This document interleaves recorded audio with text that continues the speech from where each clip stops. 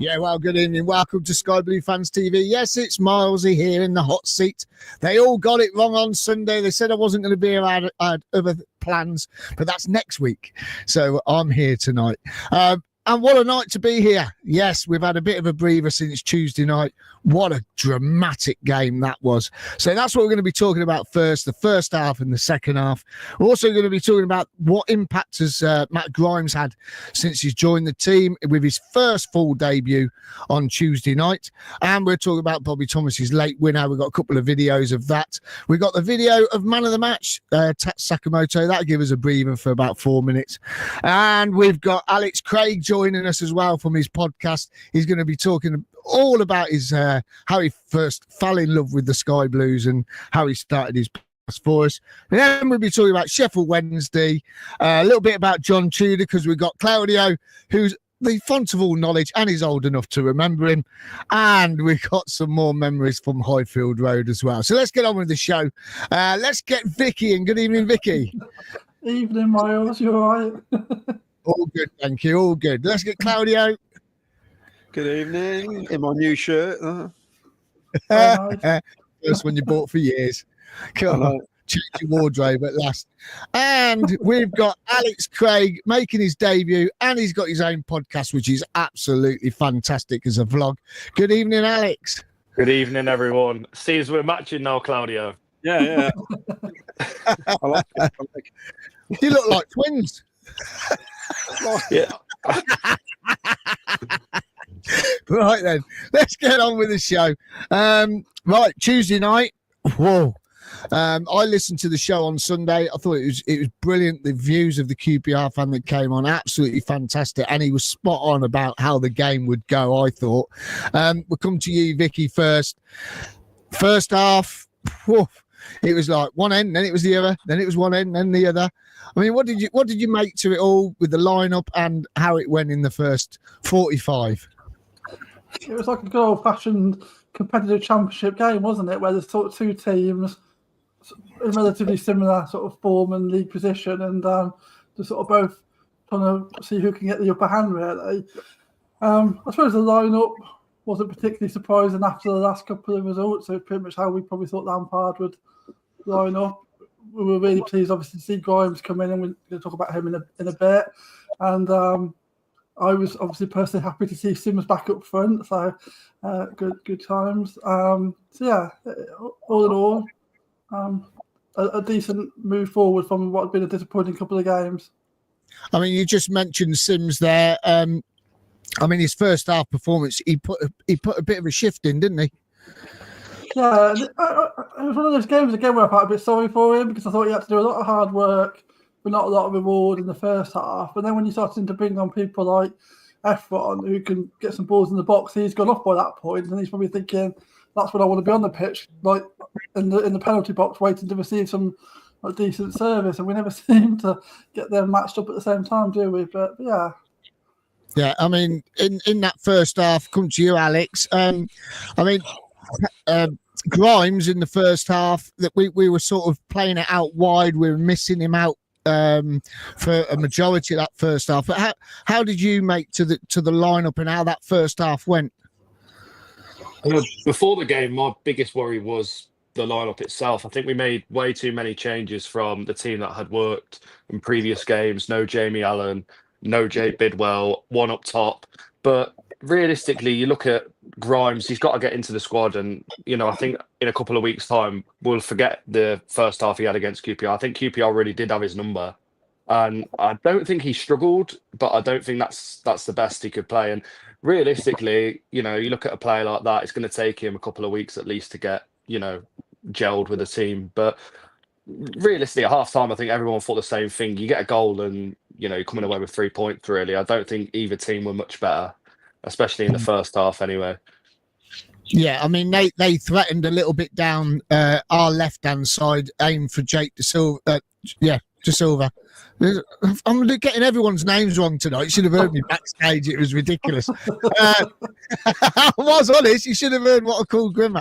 Grimmer. I've done it again. Grimes. See what I mean? I'm all over the place. Honestly, I haven't been drinking. Alex, they went down our left. They also found a lot of space on the right again, like Ipswich and Leeds did, didn't they?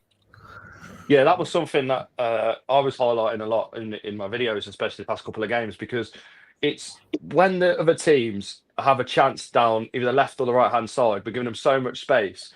And we're pretty much asking for it. That Ipswich game, we were pretty much asking for it a couple of times. And, it was to our detriment in the end that we lost the game 4-1 because, we've given so much space, especially on that right-hand side. Lasabodia being played out of position, I don't think was really an excuse, to be honest. It just weren't acceptable. And I think we were doing the same with QPR. They just simply weren't as good as Ipswich coming forward, and they weren't able to capitalise on it.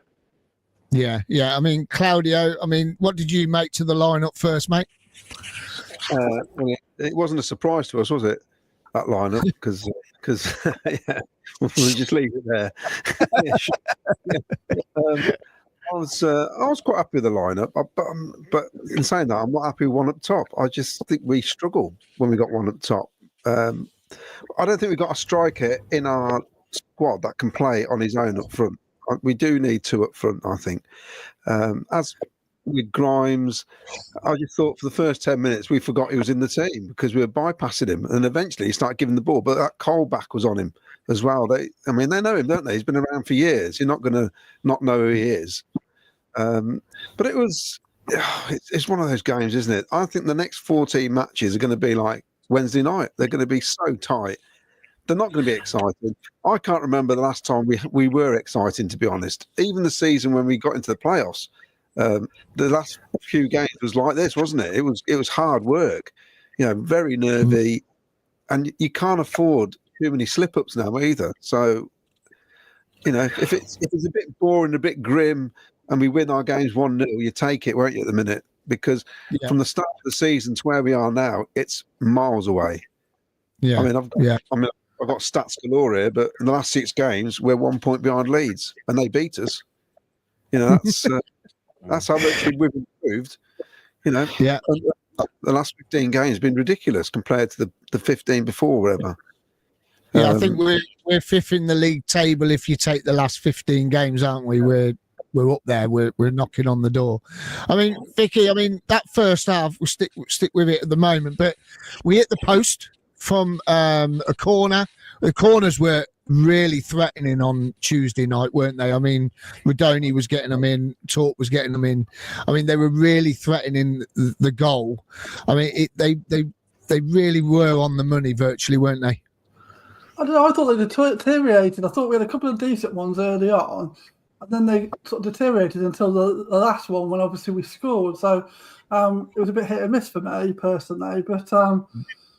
Yeah, you're right. In the first half, we had a couple of decent chances from some set plays, really, and a couple of goals nearly. That would have been great if Grimes could have got if the goalkeeper and saved that. That would have been a nice introduction to the Skyview Army, wouldn't it? A nice edge of the box shot. So yeah.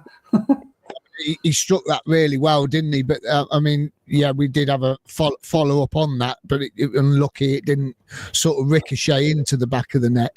But again, Dovic showed in the first half, parried a couple of saves away, especially one of them that come right in, and it came in from an angle like Ipswich scored from. It swerved right into the far right hand corner, and he managed to get something on it, didn't he? I think that was one of the highlights of the evening, really, because obviously he'd had a couple of difficult games against Leeds and Ipswich, made a couple of mistakes, not quite up to the standard he'd been performing at in recent weeks, and you're sort of thinking, is that going to take a knock on his confidence? But I felt like he really stood up and was arguably man of the match again, and definitely put in some important saves to keep us in the game so that we could take that last minute opportunity. So I think that was a real positive, really, that he was showing that he's got the character to come back from what's been a couple of difficult games to really then make a mark again and be an important player for us. Yeah, and Alex, I mean, it was very frustrating the first half at parts when Dovin's picking up the ball, then he's playing it out short, and then we're trying to pass it round at the back.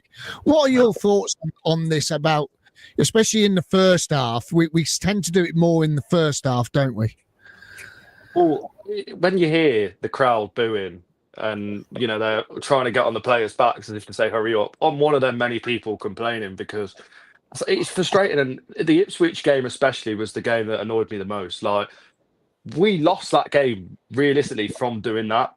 Like, there was one chance, I don't know whether it was Lassabodia or Binks, but he's played the ball out from Dovin. He's then playing it out from the back. The second they intercept it, they're just going to counter. And I get football isn't all Route 1 these days. You know, it's not all about hoofing it forward. But I don't know. I think it's way too negative. And the one that annoys me the most is, let's say the opposition have a corner and Dovin catches it. It still takes them 20 seconds to get the ball out. We should have one or two players on the halfway line to hoof it forward to and at least put a bit of pressure on the other team, because it seems to always happen to us. And we don't seem to want to do it. I don't know. But I don't think it was that bad against QPR. It was a lot worse against Ipswich, but it's just a habit that the team needs to get out of. I don't know whether it's Lampard trying to say to the players that they should be doing it, but I'm really just not a fan of it, to be honest. Yeah, I mean, it's very frustrating. I mean, I'm probably like you. I'm one of the ones that are like, just get it going quicker and get it up the pitch as soon as possible, because we were holding on to it a lot longer than we normally do. I mean, for you, Claudio, defensive wise in that first half, they did all right, didn't they? They did, but I still think we're vulnerable, Miles. We do get caught out, and especially down our left-hand side. When Jay plays, you can see they target him. I mean, you've mentioned this before, but they do look for him. And every time the ball comes in the box and it's going I mean, I don't think he got near it. He got a couple of little deflections, didn't he? But there was nothing where you think, he's done really well there. I think he just struggles. He's too small when they're slinging the ball in. He's just under pressure all the time. And I think it's just, well, that's where you need Jake Bidwell in there at least. You need a bit more strength, don't you?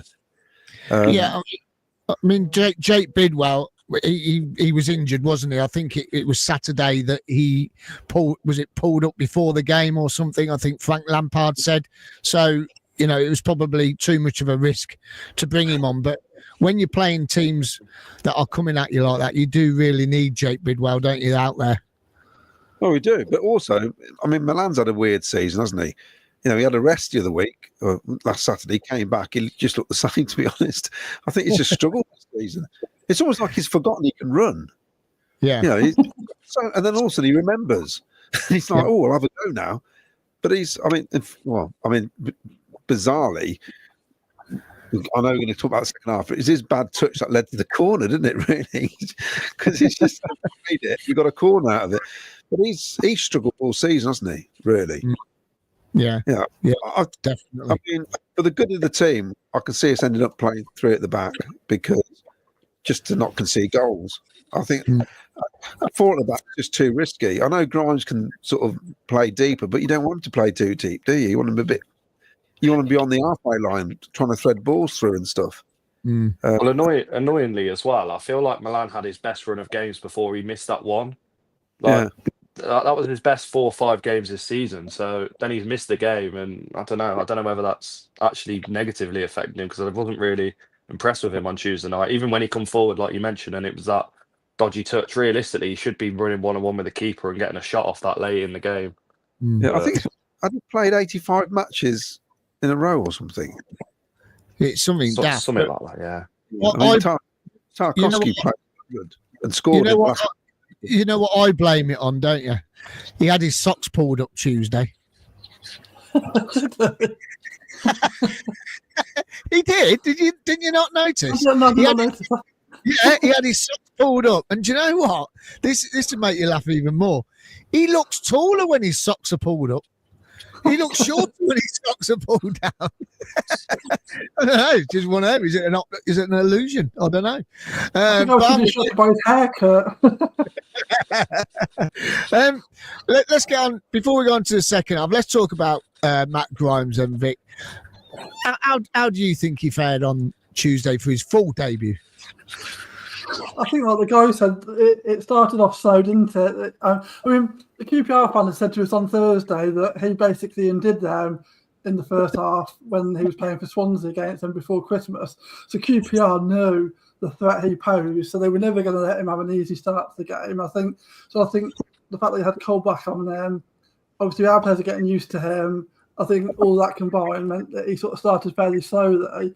But I think we're quite often guilty of expecting players to sort of come flying in when there's things that need to be given a chance to adjust. But I thought that he grew into the game, and he showed what he showed against Leeds, really, that he is just a player with like sort of confidence, the sort of player that can find time on the ball. Like he gets a pass, even if to someone close, he's just got time to think about what he's going to do to progress it in a positive way. And there's just that sort of assuredness about him that just adds a bit of quality to our midfield. And you can see that. The more the game went on, the more you saw it, really. And I think, I just think it's really positive. I think it's a great sign, and it just bodes well for the rest of the season. Yeah. And Claudio, your thoughts on Grimesy? Grimesy now, is it? Have we got Grimesy already? I think, well, it's just a player that when he gets the ball, he's not going to lose it, or very rarely, and you're just happy for him to have it. You're not nervous if he has it on the goal line. He's going to try and get out of the situation and play it to one of our players. So, I thought it was great. I think he a couple of passes he didn't complete, basically. He found somebody, which is what you want. And it gives the rest of the team, say when Sheaf's fit and he comes back in, it allows him to do what he can do, and Grimes can do what he can do, basically. Because I think when Sheaf was playing, he's probably doing too much. I'm really happy with Matt Grimes. It's a great signing. It really is. He's the best in the division at what he does. So it's a great signing. What about you, Alex? Yeah, I just kind of second on what everyone else has said. I mean, I think he's a brilliant signing. I do, like I've said, think he'll come better in the next couple of weeks. I've obviously, just based off what he's done against us in recent seasons for Swansea, I think every time I've seen him play against us, I've been there saying to my mates that, I feel like he's one of the best midfielders in the Championship, or wouldn't you love him in that midfield, especially with Hamer and Sheaf. I remember that season saying if we had Grimes in our midfield, we'd have one of the best midfields in the league. So the fact that we went out and signed him does really, show the statement that the club are trying to make. And we haven't gone out and just signed anyone. We have signed one of the best midfielders in the league. And it's crazy that he was at Swansea for so long and eventually he's ended up coming to us. But just based off his performances so far, I've seen some quality. I think it was one little moment that he had a couple of weeks ago against Leeds where the ball came to him and it was just a first time pass. And, it was going straight to Sakamoto. I think he only just missed it, but he just has that quality there that I really can't wait to see how he fares in the next few weeks, especially when we've got a fully fit Sheaf and our midfield's back to its best, really. Yeah, I'm with all of you. I thought I spoke to Claudio this afternoon and I said, when a midfielder's having a good game when you don't really notice him on the pitch. And that's how I've seen it on Tuesday night. You didn't really, notice him because he was that good when he got the opportunity. And it's something that, like you said, Alex, about, if Hamer was still here and, you would have wanted him with Hamer and Ben Sheaf, it's like if Ben Sheaf does come back, how is it going to be? It's going to be what we're probably used to before, where it shores up that midfield. And also, I think Torp's coming on a big leaps and bounds as well each game he plays. I think Torp's improving every single week, and I just think he's looking pretty good. So it was a good full debut for Matt Grimes. Let's go on to the second half then. That was eventful, that second half. Claudio, we'll come to you first. Again, the first talking point's got to be the chance QPR had. Went down our left-hand side and their left-hand side, our right-hand side. Ball's come across the box and Govin has just pulled off I don't know if he's pulled off a wonder save or the striker's had a mare and he's totally not done what he's meant to do, and he's just hit it at Dovin. But Dovin had to be there. I mean, that was a big turning point in the game, I thought. Oh, it was a great save. He was brave, wasn't he? That Fraser, big fella, and he took the option to come out and block it, and he did it. It was great. I mean, he's slow. I mean, I don't think he did much. Well, he didn't do anything wrong, did he? He was dropped out of the team because of that concussion injury, wasn't it? That was the only reason why he was left out. It's just a shame they didn't get him back in sooner. But he's improved a lot, hasn't he? I don't even think he's improved a lot. I think it's just being who he is. It's just, I think we're a bit too rough on him, I think, at the start of the season. He's only young, isn't he? Yeah. I don't know what to expect sometimes. And yeah, I think it's absolutely fine. I mean, distribution could be a bit better. Alex was saying, when you got the ball in your hands, move it on a bit quicker. But then you got to have somebody running up there to take it. And I think a couple of times, I mean, even Matt Grimes told him to slow down. He sort of gave him the hand signal to calm down a bit. So maybe he's told not to rush it. But he's been absolutely fine. And he made another great save, which we know before Christmas that goes in the back of the net and we lose 1-0 because that's how it was. Yeah, even just after Christmas, it was things were happening like that.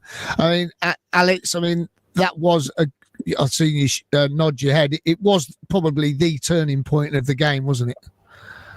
100%. I mean, I felt like, especially at the start of the second half, I thought we were knocking on the door, and it was one of them games very end to end. And I feel like after that point, I think Dovin makes that save. I think it doesn't only fill him up with confidence, but the rest of the team as well. He's kept us in the game. And like you say, he's only a young goalkeeper. I don't think we were particularly harsh on him. I think it was maybe best for him to miss out a couple of games. And I think, especially as a young goalkeeper anyway, he'll benefit off missing a few games, sitting on the bench, being number 2, because then it's going to motivate him to be better and better. And I think since he's come back in the team, he's been completely unplayable. Even the 4-1 the other day against Ipswich, we conceded 4 goals, but I didn't leave that game saying we should drop him. And like the Portsmouth game, where at that point I feel like a lot of people had kind of ran the course of Brad Collins and didn't ever want to see him play for us again. So realistically, I do think that that save is one of many. But we go back to the Blackburn game, we made a couple of really good saves, and since then it's just built his confidence. And I think by the end of the season, I think, we'll be looking at next season. I don't think we'll even be needing a new goalkeeper or anything like that, as every other season for the past few. Even when Ben Wilson got the Golden Glove, there were still fans out there saying we probably need to bring in a better goalkeeper. But I'm really excited to see how Dovin develops over the next couple of seasons anyway. I think he's going to become a really good keeper. Yeah, I mean, when he first came in, we said it was a lot for a young man like him to be thrown straight into the first team, straight into a Championship League as number 1 at such a young age. So he must have felt some pressure, do you think? 100%. And again, you could say that it's a lot to throw him in, and it probably does put a lot of pressure on him.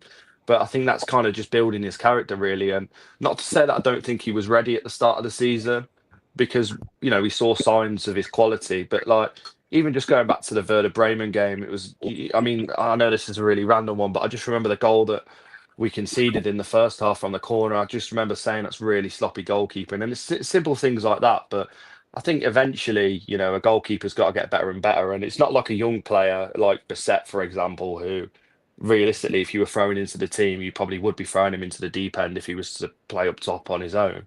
But for a goalkeeper, I think it, as character-wise anyway, and just development, I think it is probably the best thing for him to just throw him into the deep end, and he will improve. And it has clearly worked over recent weeks. Yeah, definitely agree with everything there. Vicky, then we had a goal disallowed. Oh, I've watched it back and back and back. I've watched it a few times, and Asante is just offside, so the lino did get it right. But that was signs of a breakthrough coming. Like Alex said, we started off that second half really high tempo. It did, that was probably the signs where it was, are we just going to nick this? Yeah, but actually, I forgot about that until you just mentioned it. It's completely out of my mind that even happened. But yeah, Sakamoto followed it on and knocked it in. I completely forgot that even happened. I think because I thought you were going to talk about when there was a punch up in the goal mouth. Oh, not yet.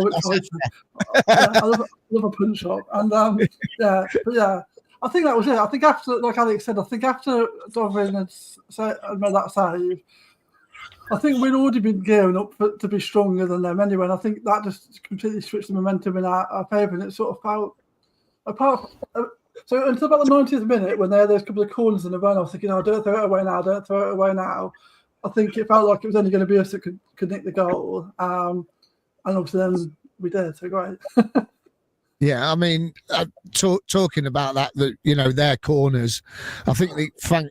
I know if we count right, I think it was 4 corners in injury time, and you're like, oh man, please just don't throw this away. But you're on about that scrap in the box.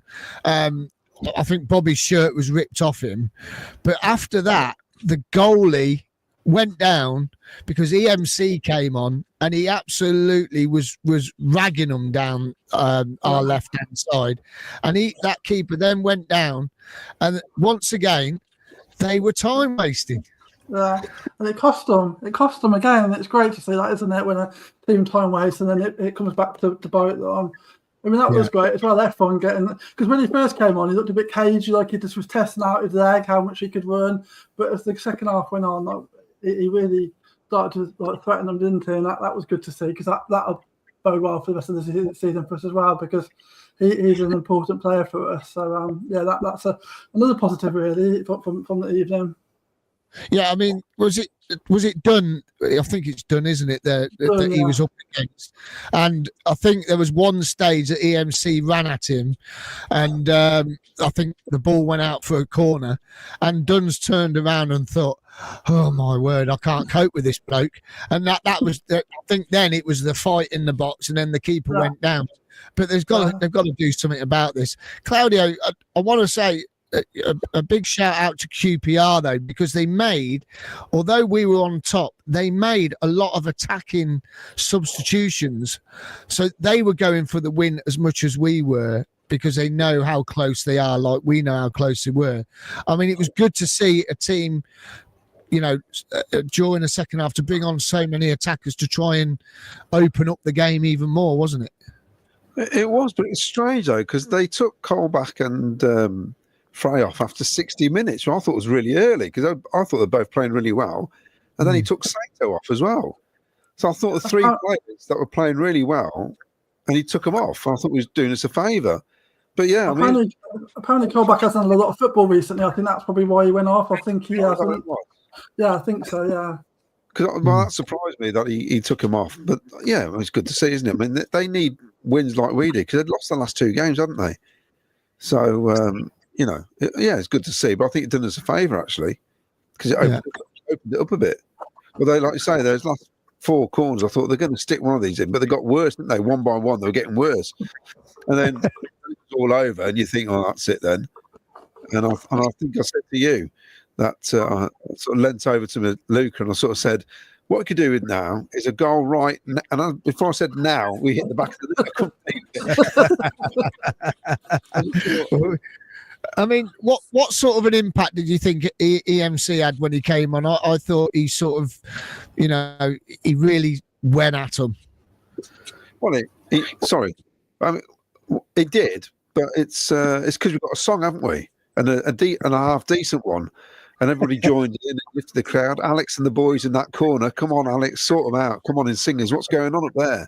Oh, I've been complaining about it for probably the past season now. I don't know whether everyone agrees, but it was so much better maybe 2-3 seasons ago when there was half as many people up there. I don't know what's happened. Like, I know this has nothing to do with the game, but this is something I could probably sit and rant about for a couple hours at least. It's like when we came back to the Rico, like that first game against Forest, like there was half of the amount of people we have in there now, and yet the atmosphere was twice as good. I just feel like it's a lot of people have gone up there this season. They don't join in with half the chance. We had a load of 14-year-olds throwing a cap around. It's like you mentioned Bobby Thomas getting his shirt taken off. I didn't even see that. So, I mean, I think I must have been distracted by Block 14 messing about. But I don't know. Again, it obviously comes with success, more people, right? But again, as well, before that, the atmosphere wasn't great. But it's just not been the same. I don't know what it is. Maybe it's because a load of players that we had good songs for all left as well.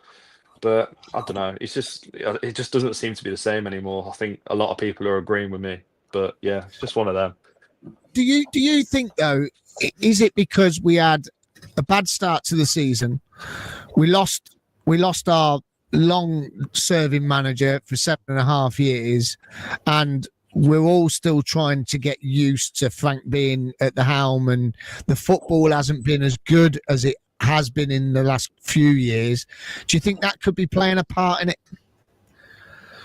Obviously, a little bit to the stadium as a whole. But I mean, if we're talking singly about Singers Corner, like I've stood up there now for over 10 years, and like I still remember the season we got relegated. At least the people up there would sing, and the atmosphere wouldn't be brilliant, but the people that were there would join in.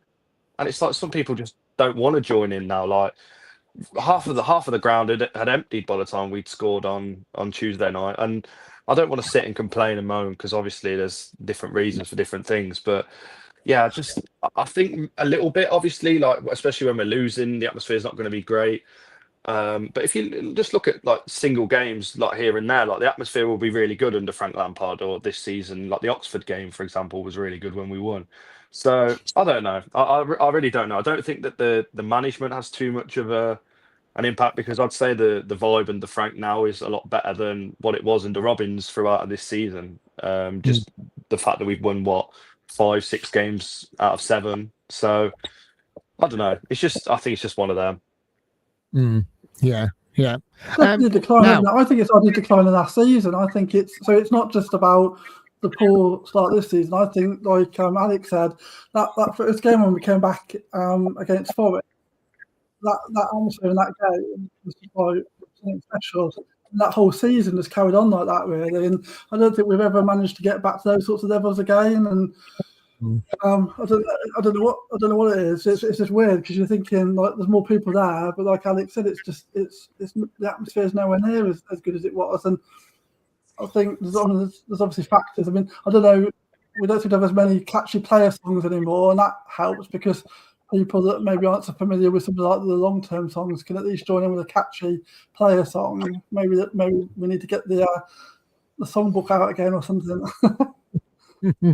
Yeah, I mean, I agree. I think the atmosphere's been a bit flatter than it has been. Even in the concourse, before the games, sometimes you would hear them singing, and there hasn't been any of that recently. It has been a little bit flat, but is it because, a lot of the people that were in there have moved to the cheaper seats because he's put the prices up, and they'll probably be moved around the other side of the ground? There's a lot of things that could happen and make it be that way. So let's get on to the winner then. Let's show the goal, shall we?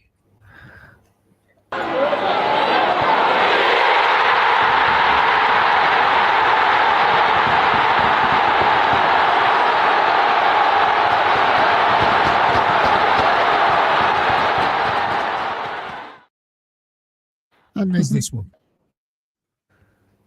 Well, it would come on. There you go.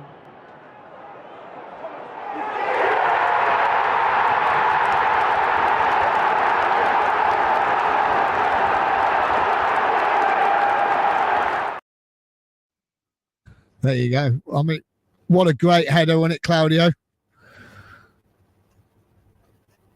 And it looked so simple, didn't it? We have all those routines beforehand. They couldn't get anything on them, and that was just nicely clipped it and just got his head to it. It's that easy, isn't it? Yeah, right. I mean, he should get more, to be honest, because he's on the end of a lot of stuff. Yeah. But it's a bit diamond head sometimes, aren't we, when we get in the box? But I mean, we've got one last end. Latibodier got one, didn't he? So we do score from corners. We got 9 last season, I think. So we do score from them. But yeah, perfect. I mean, he I was going to say we crowded the keeper out, didn't we? We didn't give the keeper a chance to get up and sort of get a hand to it. It was very well organised in that box to block him, wasn't it? Well, it was, but I also was worried because when you did score, I looked at the referee first and thought, here we go, he's not going to give it, is he? But no, he just pointed us centre circle, didn't he? He ran away. So I thought, brilliant. They're complaining, but they fell over each other, didn't they? It's sort of our kind of defending that was. So Yeah. I was happy with that. Vic, I mean, Bobby's face just says it all, doesn't it, when he's running away? I mean, he's absolutely chuffed. His new haircuts worked. Yeah, he looked proper chuffed with himself, didn't he? Yeah, that's nice to say. But he is good in the air, isn't he? I mean, I was watching back the Wolves semi-final on the weekend just because I like to watch that periodically. And obviously that header that he got on for the second goal, he is good in the air. So we should be like using that more for corners and stuff. He should be more of a threat, really. That should be a more consistent goal option for us. But yeah, that was really good, and he looked proper happy with himself. So that was nice. Yeah. And Alex, what did you make to the late winner? I mean, after Norwich conceding so late, it was great to get one back, wasn't it? To have that moment. Yeah, I mean, the one concern for me, though, was how many corners did we actually have in the game? Because we must have had at least 15, 20 corners. And the one that works out is the one that means the most right in the last minute. Yeah. And I mean, like, I think both teams constantly, the amount of corners, I've not got the stats up in front of me, but there must have been at least 20, 25 corners all round. So for it to end the way it did was absolutely brilliant. But like you say, we should probably be utilising him a lot more in the air. And there's a couple other players like Latibodia who scored from a corner the other day as well against Ipswich that, you know, we should be a threat from corners, but we don't really seem to be. It's just we're getting so many at this point that eventually one is going in. But I don't know. I think it's a really, really good result, a really, really good ending. You couldn't get better than that. I remember a few seasons ago we were winning pretty much every week in the last minute. So for when you haven't had one in a while, it's absolutely brilliant. Yeah, it's great for your blog as well, isn't it? But I mean, we had 10 corners against their 9 corners. That was the count on Tuesday night, which was a lot of corners, you know. And I think we had 11 against Ipswich. I think, if I remember correct, it's something like that, or yeah, I think it was, if I remember correctly.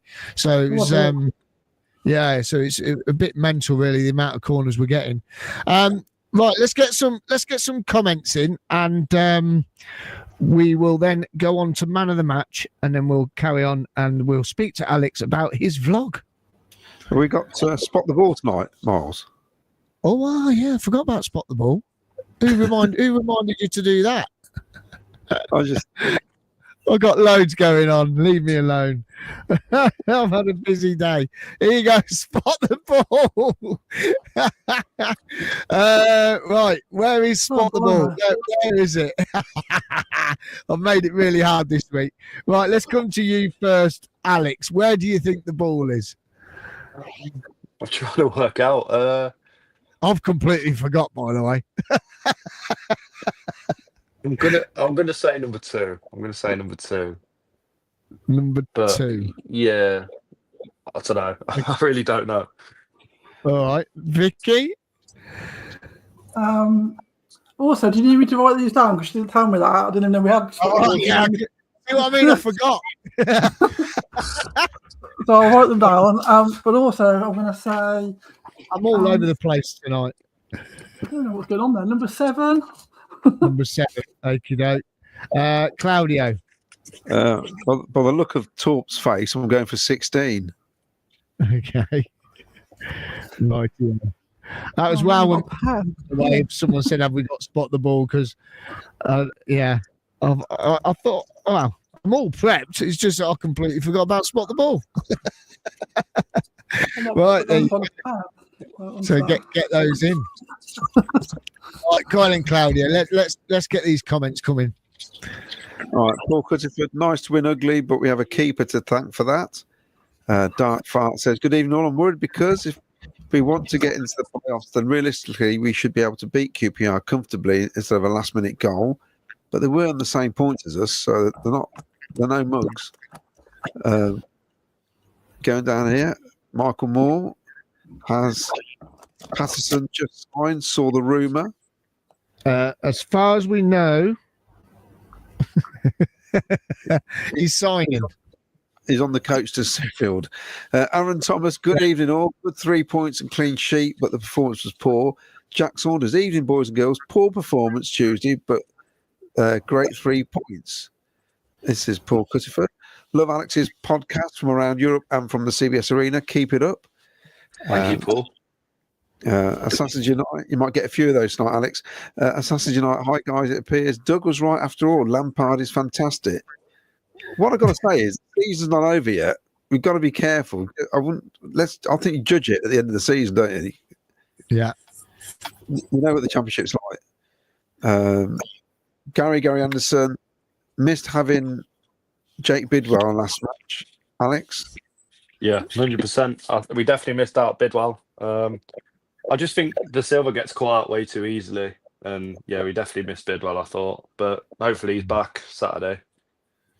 Fingers crossed. Paul Stratton, take 3 points, although not outstanding. MVE struggled defensively in the first half. Another battle on Saturday. We need 2 strikers at home. Good evening from On the Up. Miles, long time no see. Great win Tuesday, poor game, but got the result though. I need his address down on Miles. Oh yes. Love your vlogs, Alex. That's from Coventry. Thank you, Andy. Gibbo, the result was all that mattered on versus QPR. I'd say the same for Saturday's game as well. Phil Taylor, thought we were pretty negative first half, but when we switched to 4 at the back, looked much better for me. Sakamoto came into it more, and EMC back was a boost. Nice to get a late winner. Assassins Unite. The players are playing to a different level under Lampard, with EMC, Sheaf, Wrighty, and Patterson to come in. The sky's the limit.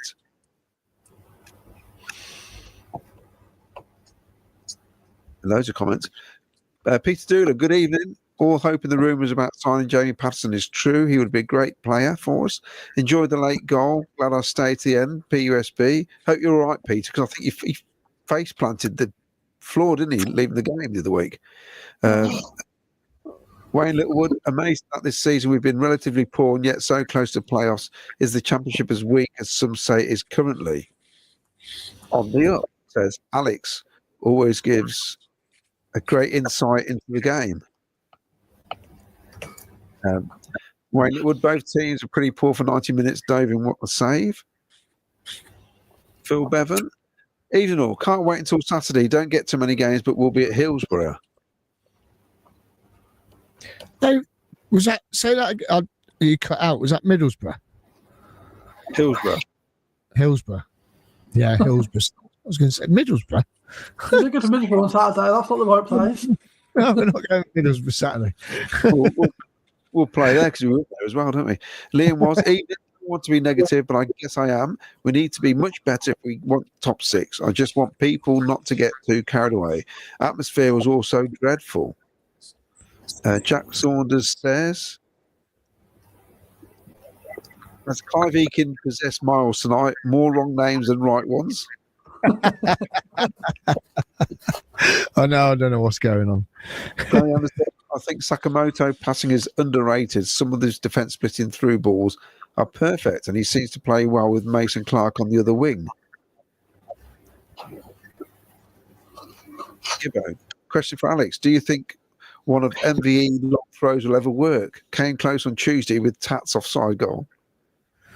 I just don't think they're quick enough. There's not enough power behind the throw-ins, is there? To be honest, if one does work, it'll have to be a fluke, because I still don't understand why he's doing them. To be honest, like, we've been here nearly 2 seasons, and you can just throw the ball long, but it doesn't offer anything. I don't know. Probably not.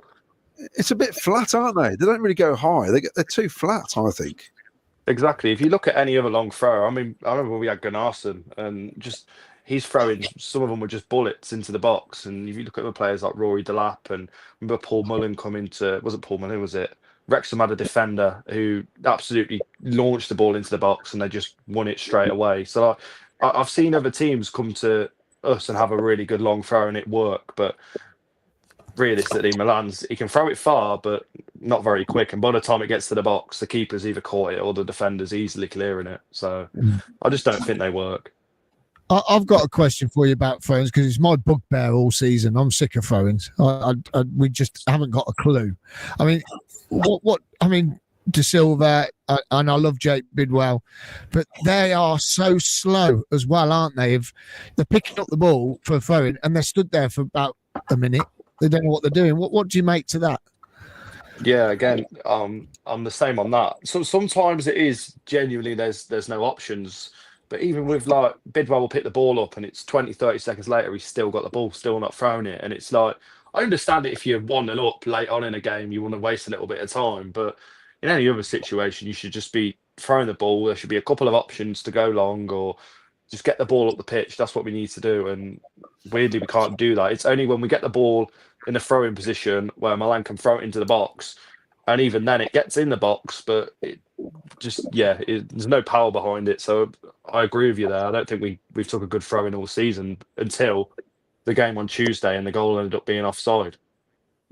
Yeah, I just think very lackluster. And as you say, no movement. There's no option half the time. And that is, and when you watch other teams come to the CBS or when you're playing away and you watch other teams playing against us, some of them have got a real quick throw. And it's like, we just stand there. It's like no movement. I don't understand why we don't use the throw down the line. It can obviously throw it a fair distance. We're in defensive areas. I think just chuck it down the line. Try and get into their half straight away. So we go short, and he gets it back, and he plays it inside, and he gets it back, and he plays it inside. It goes back to the keeper. It goes back to Bobby Thomas. It's like just play the ball down the line. The next thing you know, they get a corner somehow. Not us, the opposition. That's how we got a goal, wasn't it? Was it at Swansea when we threw it down the line, and then yes, yeah, that was Sims's goal was from a throw in, so that was down the line. So it just shows if they do it, things can come from it, can't it? Paul Stratton fans at the moment have lost their mojo. We need to press and be aggressive when we start to play. Well, we'll be fine. This is from Glenn Walker, Alex Craig, the man, the myth, the legend. He's not a myth because he's here. We can see him. Yeah, I was going to say I don't think I'm a myth. Don't know about that. Having on tonight. It's brilliant. Dawn Cook. What a vile creature Dunn was for them. Not sure he realised it was a football match, not a wrestling match. He got worse when he couldn't move EMC so easily, but ended up on his backside in the goal. Fool. Yeah. Don't mince your words. Dave wants to know if Miles, have you turned your shed into a bar? No, it's a long story. I did it in lockdown, so I'll tell it one day. With a Saturday night with 5 at the back, we have to pass it around the back. When we're able to play 4-3-3, it'll be more pleasing on the eye.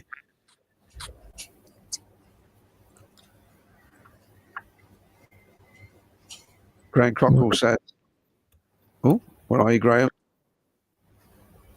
Our throw-ins are so slow. Only one quick throw-in worked for the first half. Do you remember it?" I don't know. No. I don't remember it. That's what. No. Ralph Wiggins says, "It drives me up the wall passing the ball around the back, and also we have Van and De Silva that can't defend is a problem, but needs sorting and quickly." Grimes, Saturday Night says, "Grimes has played a game and a half and hasn't misplaced a pass yet. Drains are us limited." Alex, you need to do a Malaga game as they at their ground. It's going to be World Cup ground, apparently. I think Malaga's on the list of many places, but yeah. I think Drains are us is offering to pay as well, I think.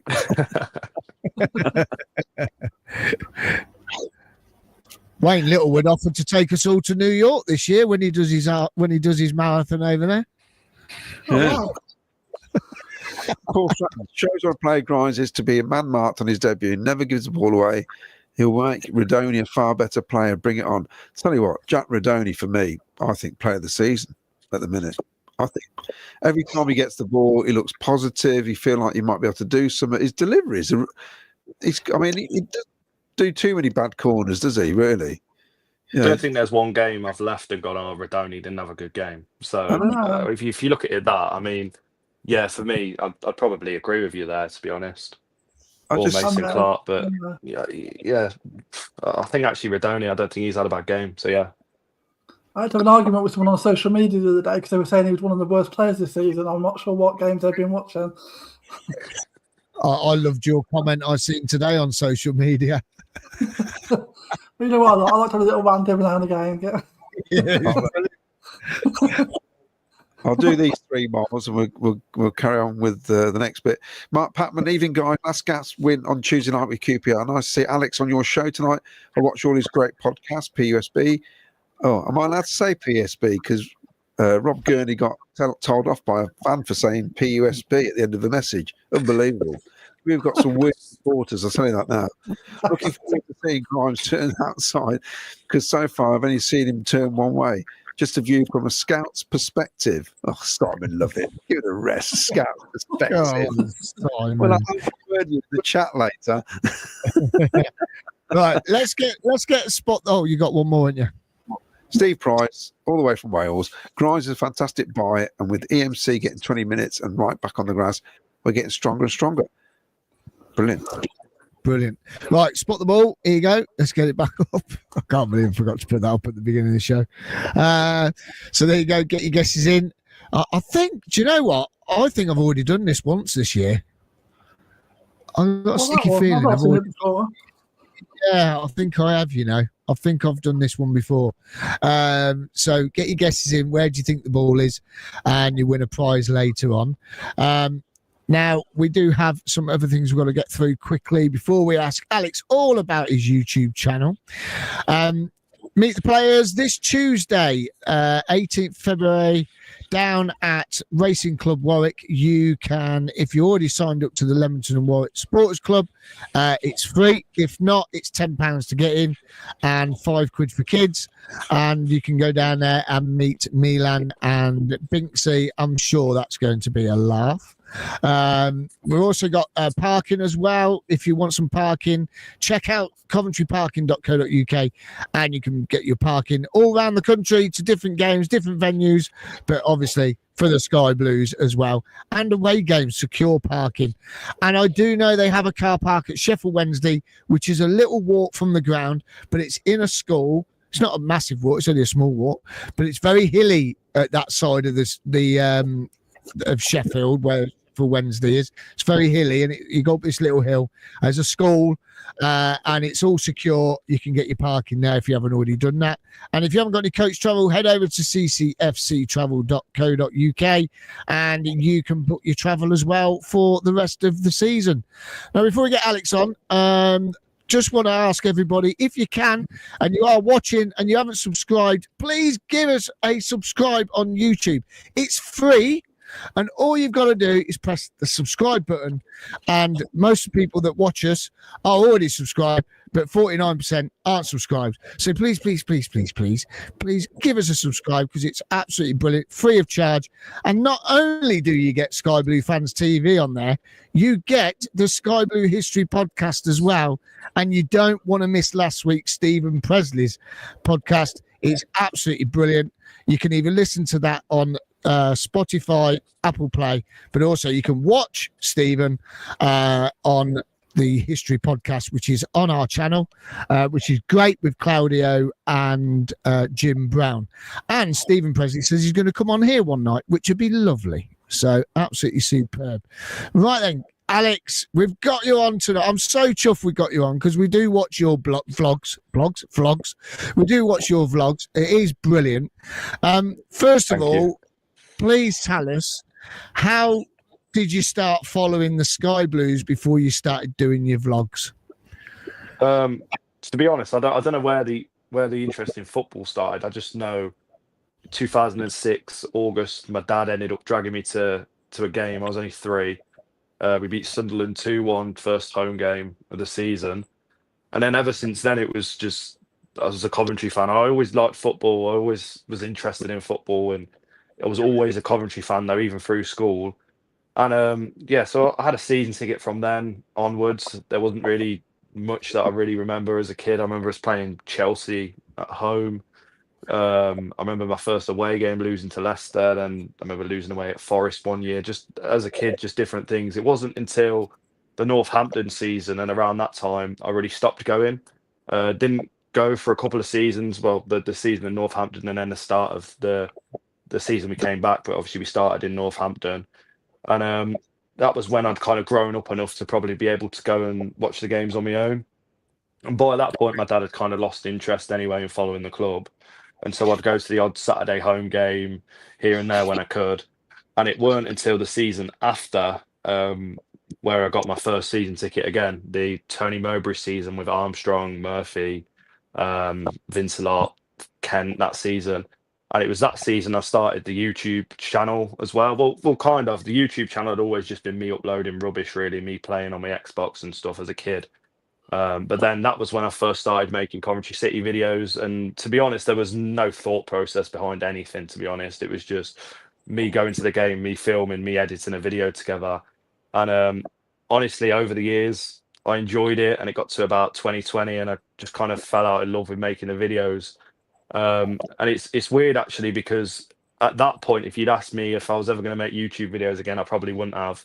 I then made the Luton Town vlog. It was just a one-off. It was more of a bet between me and my mates. I said, look, if we get to the final, I'll make just one video. It's Wembley. And the main reason I carried on making the videos around 2018, 2019 was because, we had a couple of trips to Wembley, the Notts County semi-final, all these away days, and I was following the club up and down the country, and it was always something to look back on.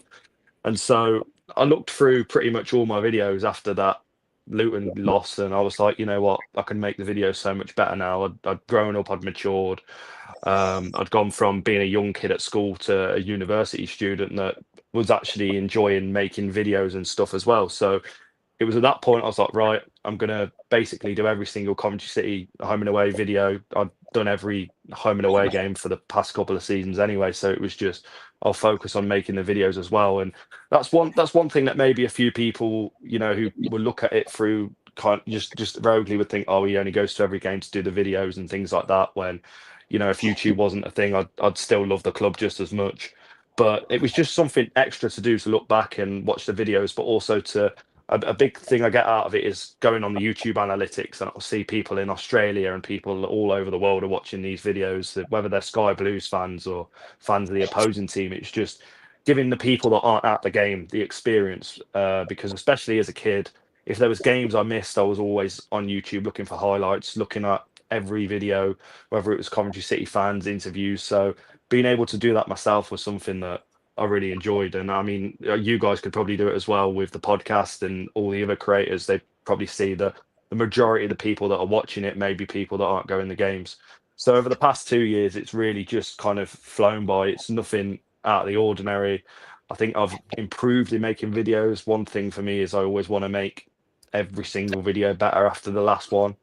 And I also have a bit of a passion for traveling and ground hopping and stuff as well. So I mean, I finished the 92 last year. I'm now looking at going all over Europe to different games. So that's what I'm focusing on away from the Coventry games. And I know I've waffled on a bit, but this is the kind of story. I wouldn't really say it's a story, but it's just kind of all, pieced together week after week, really.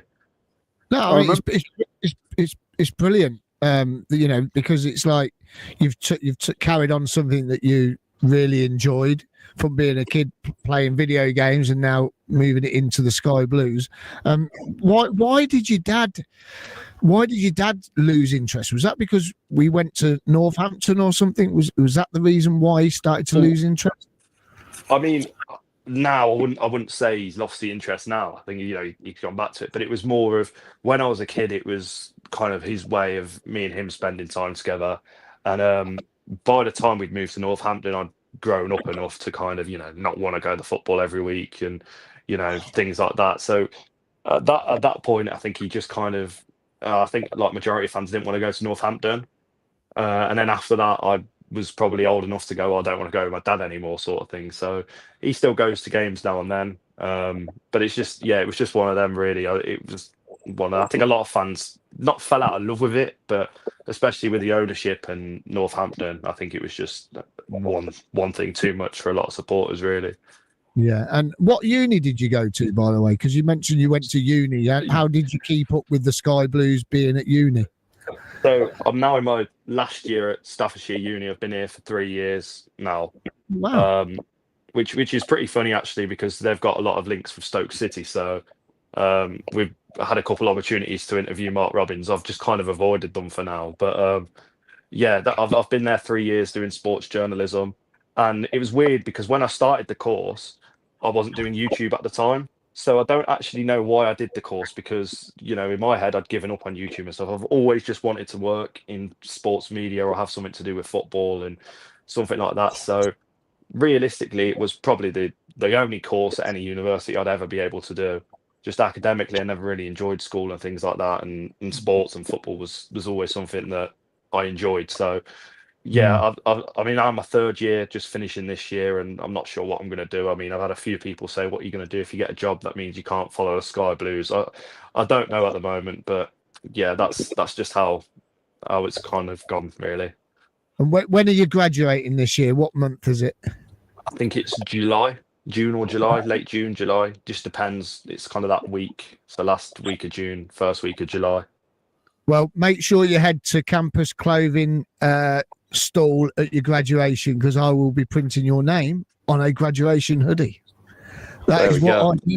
I do all the graduations at Stafford University. I'm going to see your name on there. We'll highlight it in sky blue for you. Yeah, I'd love that. I'd love that, especially because it's red as well. Well, do you know what? I'm making a note of this, right? So it's June or July. I'm going to make a note of this, right? And I'm going to, because sometimes I have to pick up, and I'm going to get a hoodie made, right? When the names come in, so you'll get an email and the names are coming, and you got to sign a form to say you want your name on the back of a hoodie, and I'm going to get it sky blue for you, and you'll be able to pick it up on the day. There you go. I'm going to sort that out for you. Yeah. Thank you. And I mean, sports journalism, as you said, you don't know where you're going to be going. I mean, Katie Stafford, she was doing that, and she's working for BBC in Manchester and all that sort of thing. So it will be difficult for you. But what is your main goal at the end of this? What do you want from uni? I think it's just to kind of say that I've graduated in a way. I mean, like, if you asked any of my teachers in school, they would not. If you just said to a teacher in school that I'd have gone on to uni and got a degree, I don't think the majority of them would have. They'd have thought absolutely no way. Do you know what I mean? So it's just that it's small goals for me at the same time. There's not, I didn't go into it saying I wanted to work in this sort of journalism. I would like to go down the PR route, especially because, I'm not a big fan of writing articles. I tend to disagree with every article that ever comes out by any newspaper ever, and I love making films and stuff like that, editing and stuff. So it'd either be that or PR, really, for me. We're looking for an editor on our channel, aren't we? So I mean, for you then, you mentioned Tony Mowbray season. I mean, it was a great team, that, wasn't it? I mean, were you did you think we were going to go up that season? Because it was good until Ryan Kent left. Yeah, definitely. I mean, before that, and I still stand by this now, I'd been going from 2006 to about 2012, and then it was after the first season in League One, I didn't go for a few years. And then the first season I came back, we only just stayed up through the Maddison free kick. So up until that point, I hadn't seen a season where we were actually looking like we were going to achieve anything, So for us to at least make a push for the playoffs, at that point, it was unbelievable. And now, looking back on it, maybe we should have kept Ryan Kent. Maybe we shouldn't have signed a load of old age pensioners. But it's a weird one, really. I think at the time, especially the first half of the season, it was really, really good. And then it was just a run of poor results, really, that let us down. I think it was the Burton game where we had our first loss at home. It was at that point things started to turn. But yeah, again, not to say that that's what, really made me fall in love with the club, because I've got so many memories as a kid just going to games as a child, enjoying football. And that was a big thing as well when we were playing in Birmingham, that I was always trying to say in the videos back then, that I feel like we were going to lose a generation of supporters because we weren't, the club wasn't going in the right direction. And now, 5 years later, looking back on it, it's absolutely crazy to see the club has come on leaps and bounds. I mean, I was up near the family zone on Saturday, and just seeing how many people were there, even in the rain, and how much it's changed and things like that. It's really, really impressive just the size of the club now compared to where we were 5 years ago, and that was nearly 10 years ago now, the Mowbray season. So yeah, I never thought it'd get much better than a League One playoff push, but it did, thankfully. I mean, you were following us with Stephen Presley as well. I mean, he did an amazing job with the points, a couple of points deductions that we did. We were quite unlucky when he was in charge not to, push for the playoffs, weren't we? Yeah, I mean, again, that's another one. Like without the points deductions, that could have been another season where you're looking at it saying we were pushing for the playoffs. But I think the difference in that and say the Mowbray season was under Presley, the goal was always just stay up. We've got to stay up. The club's struggling to run, and under Mowbray, even though I wouldn't say it felt like the club was on the decline. I think that was definitely the season after. But I mean, from where we'd been to at least the first 7-8 games. I remember winning 4-0 at Millwall, beating Wigan on opening day. Like them opening results early on in the season, you're thinking actually, we've got a really good side here. And I think that for me, especially, was just something that I'd never experienced as a Coventry fan, as a young Coventry fan. So I mean, under Presley, we had a decent team as well. I think it was under Chris Coleman, we had a good team around 2008, 2009. I remember us a few times getting some decent results, decent runs. And I mean, that Man United game as a kid, 2007, I wasn't there, but my dad went, and I'll never forget him calling me after the game and saying that, we'd beat Man United 2-0. And I'll always remember that because I went to school with a school, everyone supported Man United or Chelsea. I was one of 2 Coventry fans in like the whole year. And even in primary school, it was just brilliant to say, we've beaten Man United. So it's just little things like that, really, that I'll always look back on, and just to see how far the club's come, it's absolutely brilliant. I mean, what did you make? What did you make to? I mean, you mentioned about how far the club's come. I mean, what are your thoughts now? We made the playoffs, the final. Okay, we were unlucky. We lost on penalties, but we still say if Hamer was still on the pitch, we would have won it. Even Fads said it when he came on here the other week. We got to the semi-final last season, which we should have been in the final, robbed completely. I mean, how do you feel so proud and to be a Cov fan with all this that's happened with the club? It's just been amazing, especially because the reason I'm saying it is because my lad's 20, and it's brilliant because you've all been to Wembley more times than we went when we were kids at your age. You know what I mean? And that's why this is why I'm asking the question, because we've been twice when we were at your age, younger than you, and you've been, how many times we've been now? 5, is it? Yeah, like 4. It's just unbelievable. I mean, just looking back, I remember that Checker Trade game really, really well. So that season, I'd followed. That was the first proper season where I'd followed the team home and away, like ever in my life. And I was only about 14, 15. So any game I could get to, I was there. I had a season ticket, and it was a frustrating season. And I don't think I saw us win away all season. Like any game we won away, I think it was only Port Vale. I think I didn't even go to that. So by the Wembley game, I hadn't seen us win away, and somehow we were in a cup final at Wembley. And my mum turned around to me downstairs the night before, because I was staying at a mate's house. I remember my mum saying, just take as many pictures, as many videos, like it's a once in a lifetime thing. And like it's been 7-8 years, been there 3 times since. I'm actually quite bored of going to Wembley now. Wouldn't mind a trip to like Old Trafford or one of them, really. But it's not to say that I'm bored of it. I'm really not. I'd love to go there again. But it's just, I don't know. It does make me proud, but it also makes me very excited because obviously, if the club's come on this far, and I think throughout the end of Robin's tenure, I felt like we are going backwards. I know a lot of people were upset that he was sacked. I was myself, but I think for the club to move forward, I think we do need a new manager, and I think it just shows really how well Frank's done already, and where Stoke are in the league. So, yeah, I mean, it's an exciting time to be a City fan. It has been the past 3-4 years anyway, and hopefully it just keeps getting better. Yeah, I mean, you just mentioned about Mark Robbins there. I mean, I think if you're not, if you're a Cov fan, I think every single Cov fan was upset, but like you've just hit the nail on the head. We had to move on if we wanted to progress further. We had to move on, didn't we? to be honest with you, Alex. We really did. And when Claudio, Vicky, Ken, they say it every week, the calibre of coaches that is brought in with him and with Frank, you can see differences in the way we're playing, can't you? 100%. I mean, just use Joe Edwards as an example, really. I mean, didn't do the best job when he was the Millwall manager, but he's a fantastic coach, and he's managed at the senior level, coached at a decent level for England as well. And I think that's just what we needed. Do you know what I mean? And I think things really did go wrong when AD and Dennis Lawrence left, and realistically, that's not Robin's fault, but at the same time, I just think, it was time to call it a day with Robinson.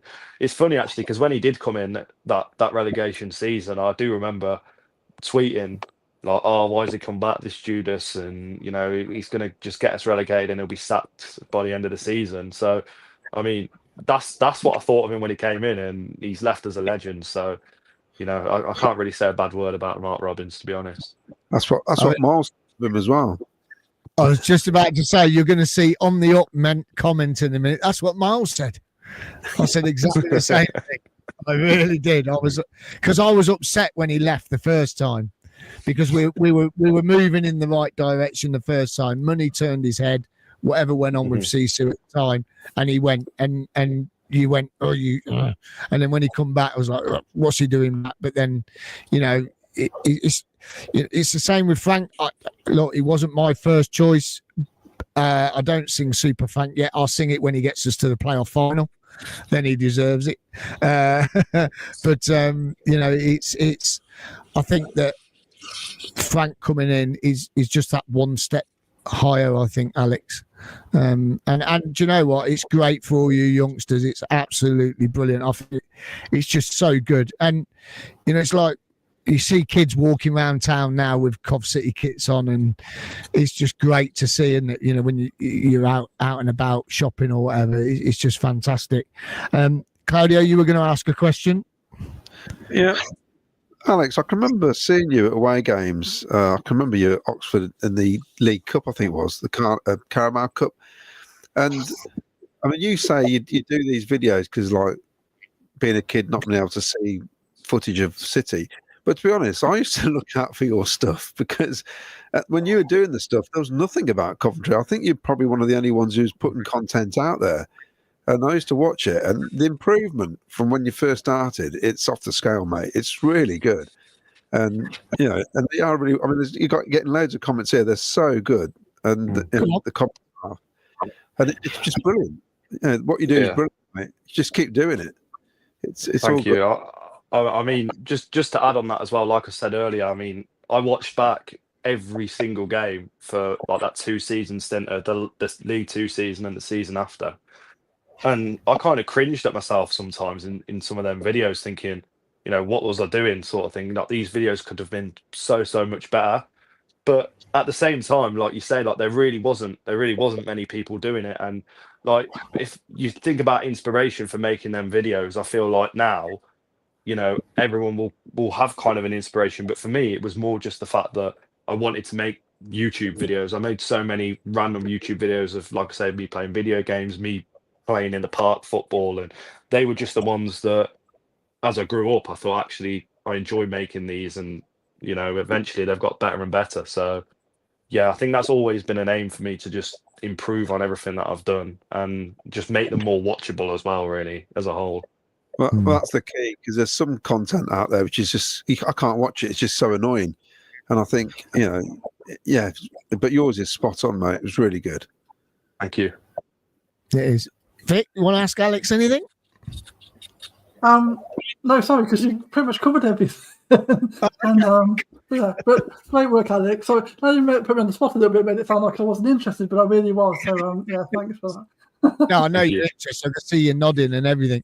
And we've got some I was comments. also thinking as well that Alex was saying he was 14 when he first went to Wembley, and I was over 40 the first time I got to go, so I was a bit upset about that. I was 13 when I got to. So you guys were lucky. I had to wait a long time. I didn't think this was ever going to happen. I was over 40, and it was getting to be a bit of a pipe dream. Yeah, but now look how many times you've been. Yeah.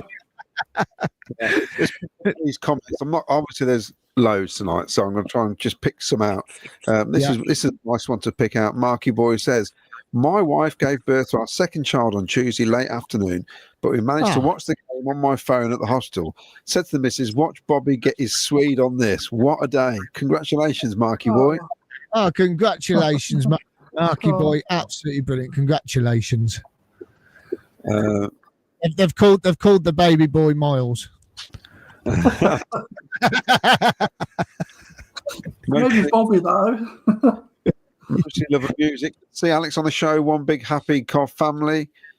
I think it's just great that there's more people doing content. To be honest, because we are way behind as a fan base behind some of the other clubs who are not as big as Cov. It's ridiculous. I think it's just having the confidence to do it, isn't it? Really, and people will watch because there's not enough Cov stuff out there. Matthew Stone. I love winning a game like that. PUSB. I thought David was brilliant again. Torp is hitting his stride. 3 points on board. On to the next. Loads of spot the balls. Yeah. Most of the music says, "Audio, are you going to donate some of the items in the City Museum to help out Vicky's empty magnolia wall?" Vicky's moving off soon. Yeah, well, I have got stuff. It's just it's a different. One day. The moment says, "Alex podcast great. Loved his inclusion on last season's BBC's Road to Wembley." That's good. Jack Saunders says, "I think Milan's throwing arm 1 to 5 yards too short, a bit too slow, too good to ignore, but not good enough to cause issues." Yeah, he's no Rory Delap, is he? Steve Porter says, "Watching Alex's blogs and Singers Corner, as he said, too many kids messing about looking more like Kids Corner." I think what it is, people have gone in there, and I don't know what they're quite expecting, but they've got to realise if you go in there, you need to join in, surely. Exactly, yeah. I mean, I don't think it's really a kids thing because I remember being probably similar age to them and feeling like the older people kind of, obviously they didn't want to be involved with us, but it's like, I'm a similar age to Lyndon, who was the drummer when he was like 15, 16, and he still is now. And like, it was a lot of people similar age to me getting the atmosphere going in the first place, but it seems to be the next generation of them young kids, just have no interest in doing it at all. They just want to throw hats about and mess about. And the annoying thing for me as well is I could sit here and rant and everyone watching will agree with me because them young kids probably won't bother watching, and knowing what the supporters feel like it, because they're more inclined of it being a social event these days than actually, going to the game. I really don't get it at all. I don't see where they're interested in the club. I don't. Like, I don't know. It's just, at least when I'm watching the game, I feel like, I'm, what's the word? Like, involved in the match and the atmosphere. And I think that's something that, especially a lot of English clubs have with the atmosphere, that, however the game goes, that's how the atmosphere will go. But I don't know. I don't know whether the younger kids don't understand it or what. I don't know. I really don't know. Sausage United says, or Paul Stratton says first, Alex Rangers vlog, outstanding Rangers or CBS in full voice?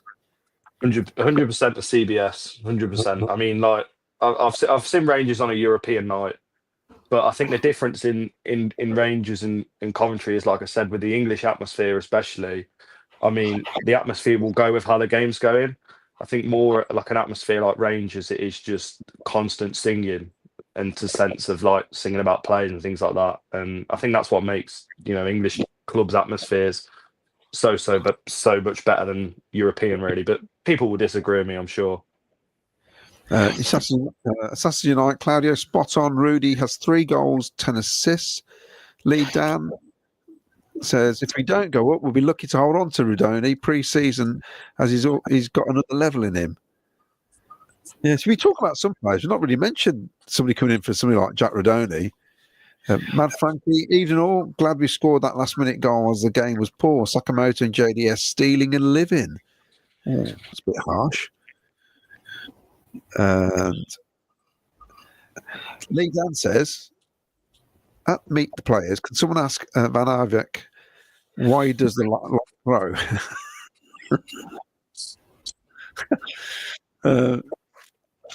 Right. All right, that's this bit here. What's the panel thinking about us not owning our stadium? Do you think DK should make this a priority, bearing in mind how much they charge for a simple pie? Millions being missed for our club. Ask away. Well, I think, personally, although we probably need to own the stadium, I don't think he'll ever buy the stadium, is my opinion. Simple as that. Yeah, I'd agree with Cloud. I don't think he ever will. I'm not even sure. To me, it's not the biggest priority at the moment.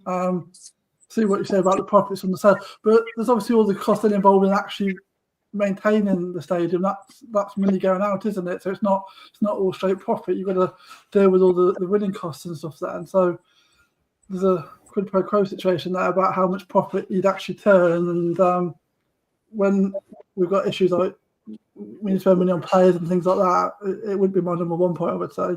I mean, in an ideal world, one day it'll happen. I mean, in an ideal world, it would never have happened where the two got separated. We should have never been in a situation where the club doesn't own their own ground. But that's history now, isn't it? And for me, it's not the first priority to be resolved. I mean, I guess if we manage to get to the Premier League, it might be something that can get sorted because the sort of whole situation changes a bit then, doesn't it, with sort of revenue and the attractiveness of the club and things like that. Alex? I think it's always circumstantial, isn't it? But I don't think Doug on his own in this situation now he will buy the ground. I think Ashley knows what he's doing owning it. I do think Ashley has the intention of buying the club. So I think it's either they end up working together or Ashley ends up buying it off Doug at some point. Doug makes the profit, or Doug has some investors come in and buy the ground. I don't think it's necessary at the moment, but I mean, there's clubs in the Premier League that don't even own their stadiums, right? But if it was to ever happen, I don't think it'd ever just be Doug on his own buying the ground. Yeah. It's a strange one, isn't it? It's as Vicky said, the past is the past, and what happened then, we shouldn't be in this situation. But Claudia, am I right? We've got to sign something by the end of next season. Well, June there's a meeting with the EFL in Portugal, I think it is, where they all meet up in June. I think he has to come up with some sort of solution because I think it's got a year or 18 months left on it. Then we've got to sign a 10-year lease. You can't have anything less. So you have to make an agreement with Frasers, isn't he? He's going to have to do something quick as well. So, yeah. More comments? Yes, I got one here from Dawn Cook.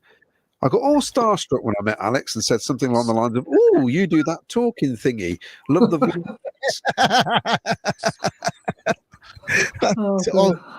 talking thingy." Talking thingy. At least she spoke to me. When she saw me, she told Vicky she was sat on the same table, didn't want to speak to me. That's because she got starstruck again. Starstruck. Rounds of possibility. I like him. That's probably what it is. Rounds of possibility. Alex is a great ambassador for the club. His videos are always brilliant. Thank you. There you go.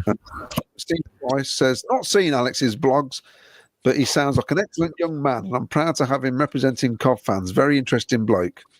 Do you know why he hasn't seen you, Alex? Because in South Wales, they don't have YouTube. Ah, right. That makes that's sense. Not it. It's because his wife won't let him, remember. Oh, yeah, it's quite funny. Wendy Heron, Alex is great. We always look forward to his videos after the game.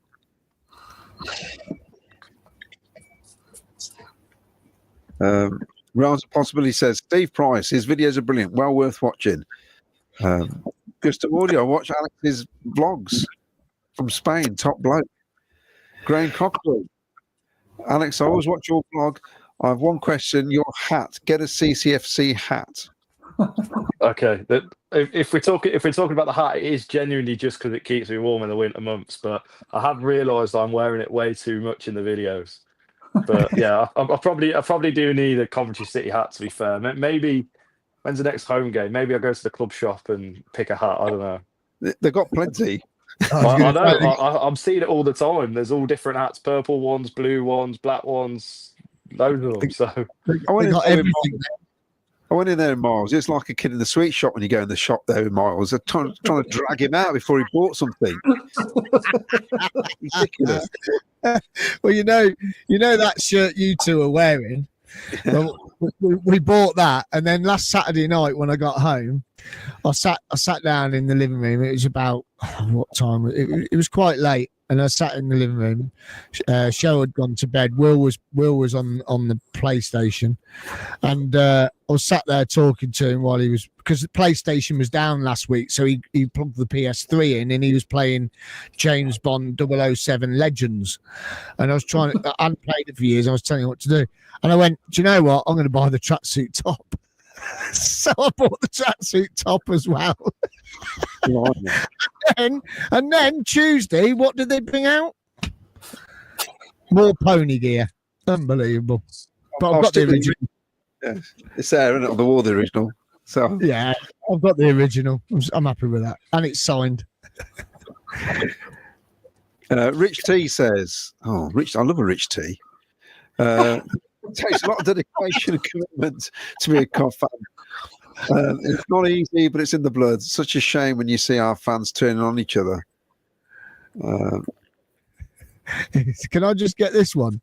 Steve Porter's gone. He went in for a hat, ended up spending 122 quid. Hey, Alex, it's our fault, you know. You know that. You know this new club shop, it's our fault. Because for 2 seasons, right, me and Ken and everyone, and Vicky and everyone, right, and Neil and stuff, we were going around videoing different shops. And we kept putting the videos on here, and we kept saying, right, this is what the club needs. And we know the club watched the programme, and they've ended up getting a new shop with all this new gear in. It's our fault. I mean, I have to agree there, though. I mean, we did kind of need a bit of an upgrade from what we had on that little corner. Like I was in the sporting shop the other week, and their club shop's twice the size of our club shop now. So, I mean, like, I don't go into many club shops, but I feel like every club shop I've ever been in is 2 times the size of what we had before. And it's a massive improvement. I was in there before the Ipswich game to get the shirt. And I was in there within 5-10 minutes and it was packed. And I thought I was going to be queuing for ages, but they've got loads of staff on. They've got any shirt you want, anything you need, like Monopoly, Tops, Trumps, everything. It's brilliant. Like, I've got to say. Or the top. It is lethal, though, isn't it? I can't go in very often because I'm like Steve. I go in for one thing and end up spending over 100 quid. It's just like crazy. It's not good. Hey, Alex, if you ain't got the top trumps, they're worthwhile. They were on my wall, actually. I'm not sure where they are now. Not a clue where they've gone. They're somewhere in this mess of a room. I don't know. Oh yeah, top trumps. Got to have a pack of top trumps. Sorry, Claudio. That's what I'm just looking through. Right, where are we? Do you want to spot the ball up a minute? Yeah. Look for the one that who's had the baby because he's given a name. Right, spot the ball. Here you go. Have a go quickly. Got a couple of chances to have a go at this. Spot the ball. You get a prize tonight if you get it right. We've had some guesses already coming in. There are, and I'm going to say there are some correct answers at the moment. I have seen. Vicky's gone for number 7. Claudio's gone for 16. Typical Claudio. And Alex has gone for number 2. There you go. So have a little go at that if you can. You can win a nice little prize. Right then. Are you up to date now? Well, there's one here. Isabella says, what's our thoughts on Jamie Patterson? Because as we know, there's 2 places left in the squad of 25. It does look like somebody messaged me earlier and said, looks like we're going to sign Pato. I went, well, is he? What, the one who used to play at Milan? Well, we must be struggling if we're trying to drag him out. And then he went, no, Patterson. I went, oh, right, I'm with it. I reckon it's going to be a great addition. We need, it's experience attacking. We say he's attacking midfielder. I'm trying to think what sort of role he really plays. But Yeah, it's, he is attacking midfielder. I mean, he always scores against us, doesn't he? Every single time. Considering he's a Coventry fan as well, like every time we play against it. I remember playing. I think the first game after lockdown, the Bristol City game. Within a minute, he scored against us. He seems to be one of them players, but a bit like Naki Wells, that just always seems to score against us. Yeah, I remember that. It was like, welcome to the Championship.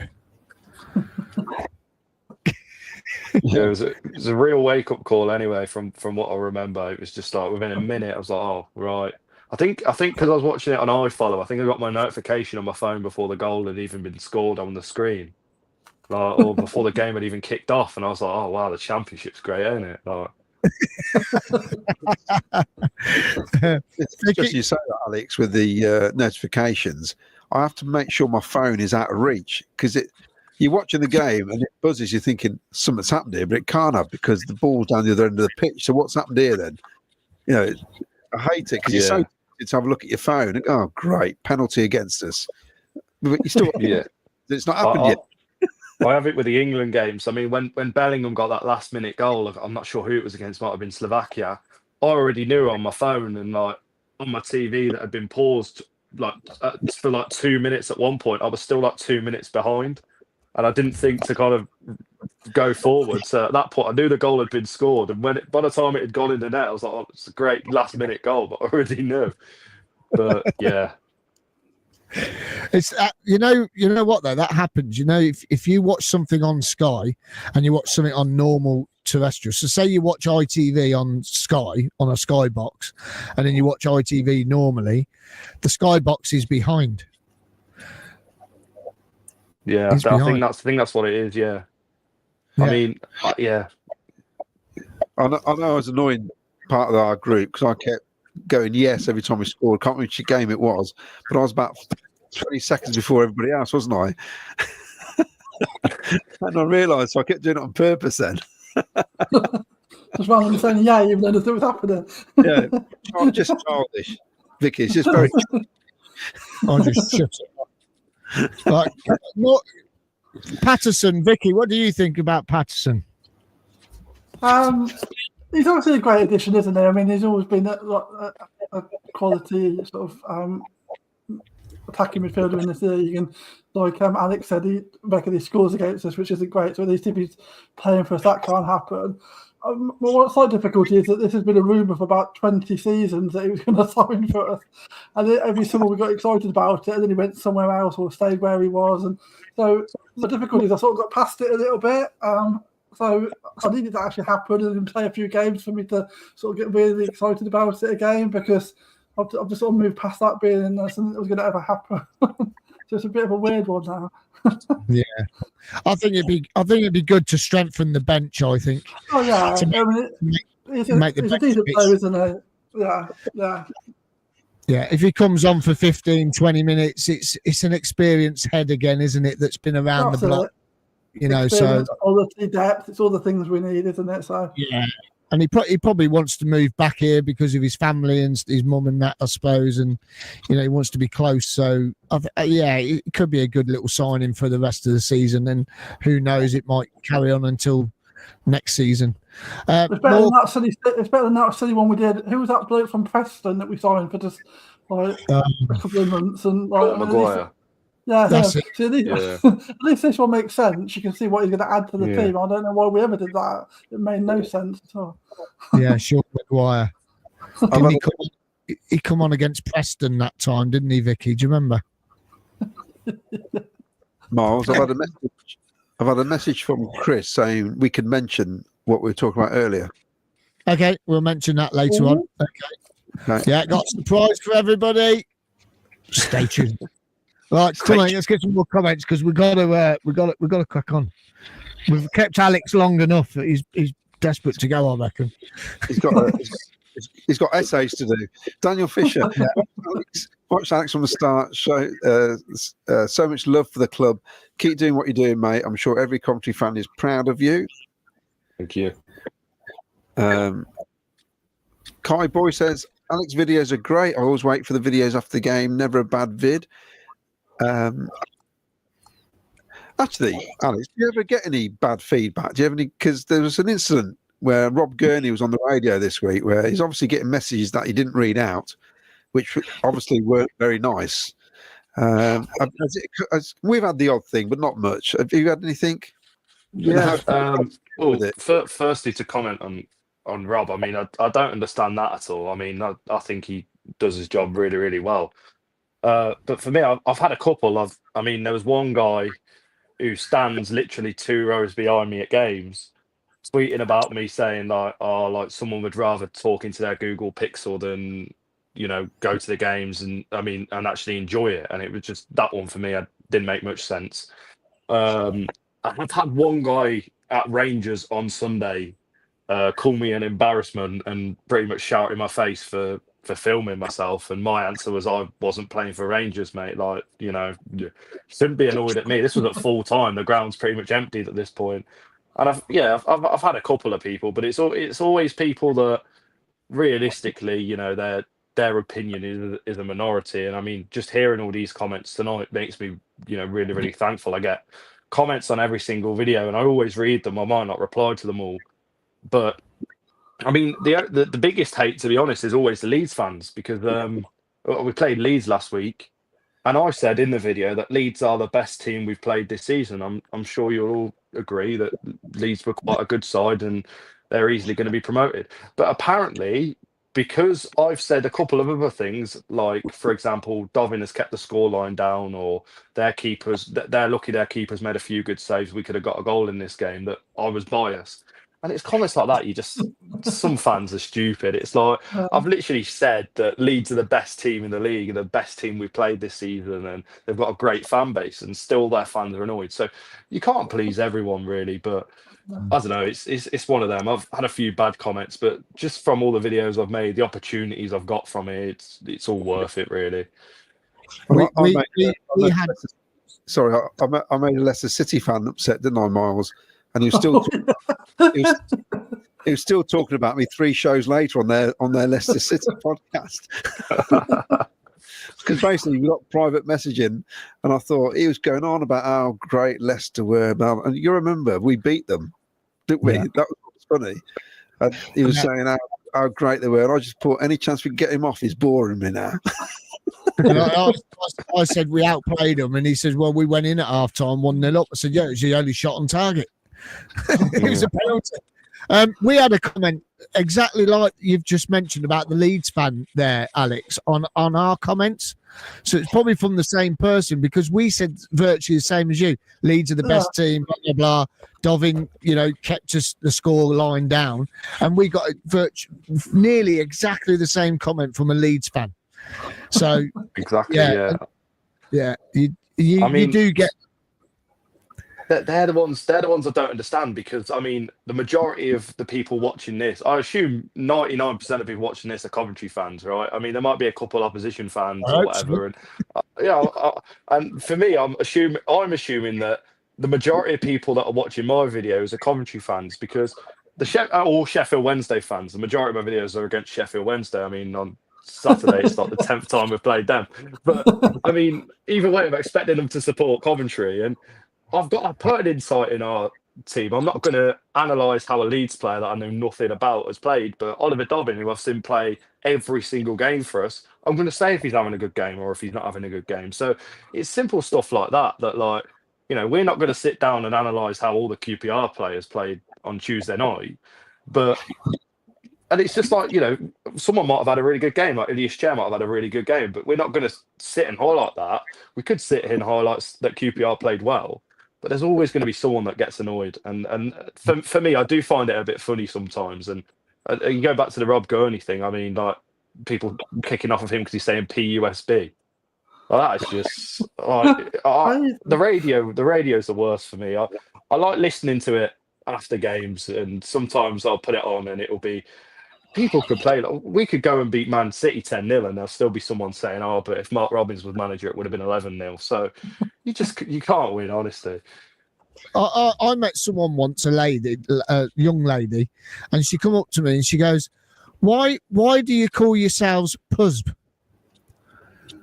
And I was like, what do you mean, PUSB? She goes, you call yourselves PUSB. I says, no, it's PUSB, Play Up Sky Blues. PUSB.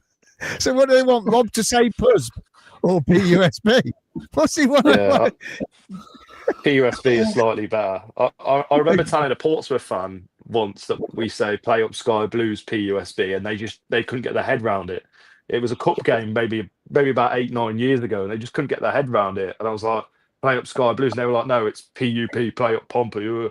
So yeah, I just opposition fans sometimes. And I've read one of the comments, and they've actually said that they expect me to be biased, and I think that's just how I have to be, really. Yeah. We're not the BBC, we're not Sky, we're not ITV. We don't have to be impartial. We can be biased. We can all wear sky blue tinted glasses. Don't matter. We're a Coventry podcast, Coventry vlog with you. You know, that's what we're here for. We're not here to talk full length about opposition. Right, let's get a few more comments in. Then we have got to move on because we're getting to the end, and we've got a couple more things just to discuss. So Lee Grant says, Alex, those who give you negative feedback are either jealous or trying to knock you down. Don't allow anyone to get into your mind. Thousands love your vlog, so please continue. Thank you. And again, just on top of that, Lee, I mean, like, I do find it a bit funny sometimes when people are saying things, and it kind of is. The guy calling me an embarrassment on Sunday was really, really angry, and I can kind of see him on the video now. I can kind of see him because I film it in cinematic, and as the players are walking around doing a clap, he's just pointing at me, shouting at me, saying something while I'm speaking to the camera, and I'm thinking, like, I've not just played for 90 minutes and lost the game, have I? Like, all I've done is film myself. Like, you can be annoyed about that, but it's them that have, ruined your weekend, really. But who knows? Marky boy, who's had the baby, him and his wife. Mark ain't had the baby, but his wife has. Said Vicky is right. We were playing with a few ideas, but we went with Bobby after the goal. He said it's fitting. Ha ha. Brilliant. That's brilliant, isn't it? Right, let's quickly move on then. We'll have a quick chat about Sheffield Wednesday. We'll get some scores. Come to you first, Alex. As you just mentioned, you're going to be about the 10th video with Sheffield Wednesday on Saturday. I mean, it's a mad ground, that ground. You know what I'm impressed with Sheffield Wednesday's ground? I like the way they do the security check, which is way ahead of the turnstiles, and then you go into a little area, then you go through your turnstiles, stops any congestion. Yeah. What do you make to this weekend? Do you think we're going to get 3 points, or we're going to draw this? I think if you look at how we've played the 2 times already this season against Sheffield Wednesday, losing the first one in the last minute, drawing the other one at home in the cup, it's not going to be an easy game, especially going to Hillsborough. And again, like, I say it's not an easy place to go, but the form we're in, we really should be going there and wanting to win. I think I'd be happy with a draw just based off how well we've played recently. But I think the more games we win now, and we're pushing towards the playoffs as soon as possible, it's really going to show that we've got real intent. But Wednesday are in that mix as well. I wouldn't really write them off. So it's going to be a tough game. If I was to make a prediction, I'd want to be cheeky and maybe say 2-1 Cov. But I can't really write Sheffield Wednesday off. They are a decent side, and one that a lot of fans had at the start of last season to be relegated, and for them to have just had this constant progression under Danny Roll, it's, fair play to them, to be honest. I mean, Vicky, Alex saying there, we've got to be going out there to hopefully try and win this game. But Sheffield Wednesday won last night. A lot of results didn't go away apart from the Middlesbrough result. This is, as we call it, another 6-pointer, I suppose, because QPR were knocking on the door with us. Now Sheffield Wednesday have gone above us because of that win last night, but this is another 6-pointer. Yeah, definitely. It's another tough game that we've got between now and the end of the season, isn't it? There's going to be quite a lot of these sort of tight games. I think, Danny Roll's done a great job there, hasn't he? He seems like a really decent manager, and the team we're facing on Saturday, is leaps and the bounds of like the team we were playing last season. I think last season we went there in much more confidence than. Well, I suppose it's weird actually because we went there more confident because they were worse, but we're probably in better form now than we were. So it's one of those strange things. So we should be going there with confidence, but it's going to be a much harder test than it probably was last season because they're much better than they were. I mean, I've posted a couple of times on Facebook in the last couple of days that. Ironically, we also won on the 11th of February last season, and that started a run of 6 wins out of 10 games. And if we can get that same sort of form this season, that's going to put us right in the mix come the beginning of April. I think that actually after we win on the 11th last year, we drew the next game. So if we draw again on Saturday, it's not the end of the world, is it? I think at this moment in time, it's about points. Like, we just don't want to be losing games. If we're doing like draws away from home and maybe a couple of wins, and then winning our home games, that's going to be decent form to the end of the season and keep us right in the mix. So it's just about not throwing away all the points and losing games, I think, isn't it? Yeah, and I mean, the atmosphere at Hillsborough, they're going to be bouncing. It's going to be rocking, especially down that far end in that big cop that they've got, which we know very well from the semi-final, but also we know very well from the quarter-final up the other end. There's over 3,200 Cov fans tickets sold so far. Another fantastic following for the Sky Blues, isn't it? Yeah, I mean, it always is, isn't it? We just travel so well. So that would be a great atmosphere, and obviously the result on Tuesday nights sends us into the game in good spirit. So hopefully it'll be a really good atmosphere and come up to that. And I'm like Alex, really. I think a sneaky 2-1, I'd be delighted with that. But I wouldn't be distraught if it was it's not going to end our season if we draw ultimately. So I think it's what it is. Yeah, Claudio, what do you make to all this coming up this weekend then?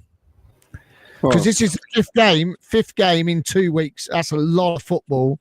But then we've only got 2 games left in February. Well, on the plus side, they've got no Bernard, that one who put Jamie Allen out. He's out for the rest of the season. And even better, Barry Bannon's out injured, which means, they're equivalent of Matt Grimes, basically, isn't he? Pulls the strings and everything. Because even that cup game, when he came on, he took control of that cup match, didn't he? When he 33, whatever he is. I've got a good feeling about Saturday. I really have. I've got a feeling that we're going to go there. At the end of the day, we're hard to break down now under Frank. We've had half the games, we've had a clean sheet or 6 clean sheets or something. In the matches, 8 wins, 6 clean sheets. So I think we go there, we can sneak a win. I really do. Wow. What are we saying? 1-0? I reckon it's. I know it's not Valentine's Day, but it's going to be a Valentine's Day +1 massacre.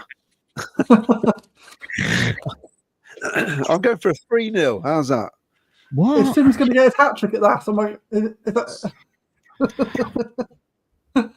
Patterson up front. No, Sim's up front on his own. Well, if the pitch is better than last season's pitch up there, because that was blooming awful. I think that was the worst pitch we played on last season. I'm going for a sneaky 1-0 win. I'll take another 1-0. I'll take 1-0 for the rest of the season. I don't care if everyone calls us boring. I don't really care.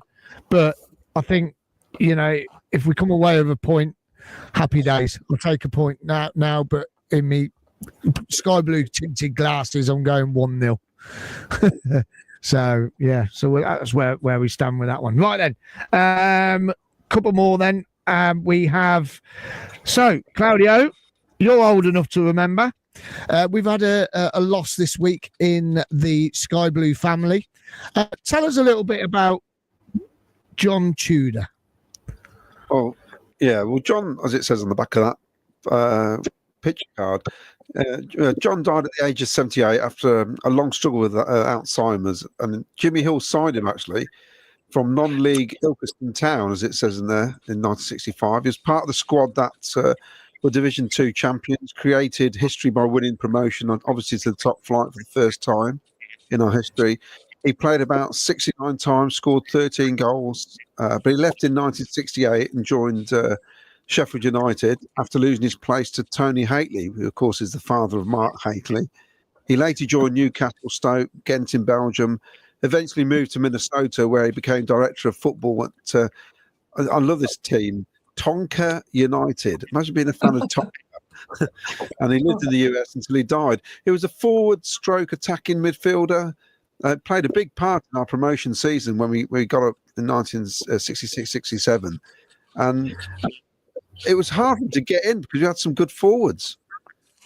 In those years, he played his part, and I think in the end, he just had to move on because, of course, it's not like it is now. The squads weren't massive, so if you weren't one of the 12, you're in the reserves basically. But I remember him more playing for Newcastle in the mid to late 70s. Then, obviously, because I didn't go to 1970-71, so he'd already left Cov by then. But no, he was a good player, really good player. Good. Yeah, go on. No, I said he did part of the Coventry City Forward Players Association as well. So he's all, sad loss, and a terrible disease. And of course, with a lot of footballers now of a certain age and Alzheimer's, and then, with the heading of the ball and all that, it's something in that. This is what they're doing the research on, aren't they?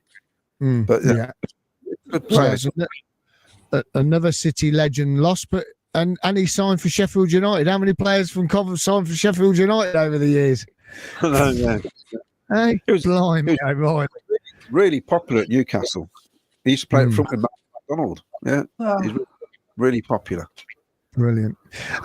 So that's another ex-Coventry City player we've lost this week. Right, spot the ball then quickly. Last chance to have a go and spot the ball. Here you go. Get your guesses in. Victor Torp at Wembley against Man United. Where do you think the ball is? I'm sure I've done this picture before.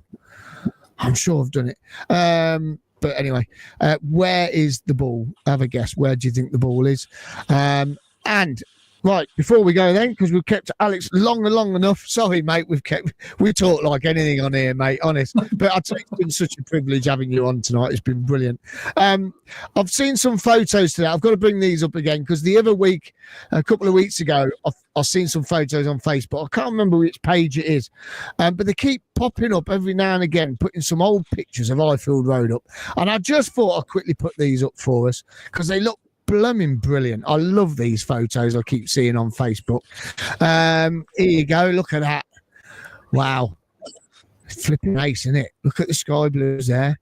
That probably would have been in black and white, that picture, and they've converted it into colour. Do you know who that's against there, Claudio? Oh, yeah, I could see myself in the crowd as well.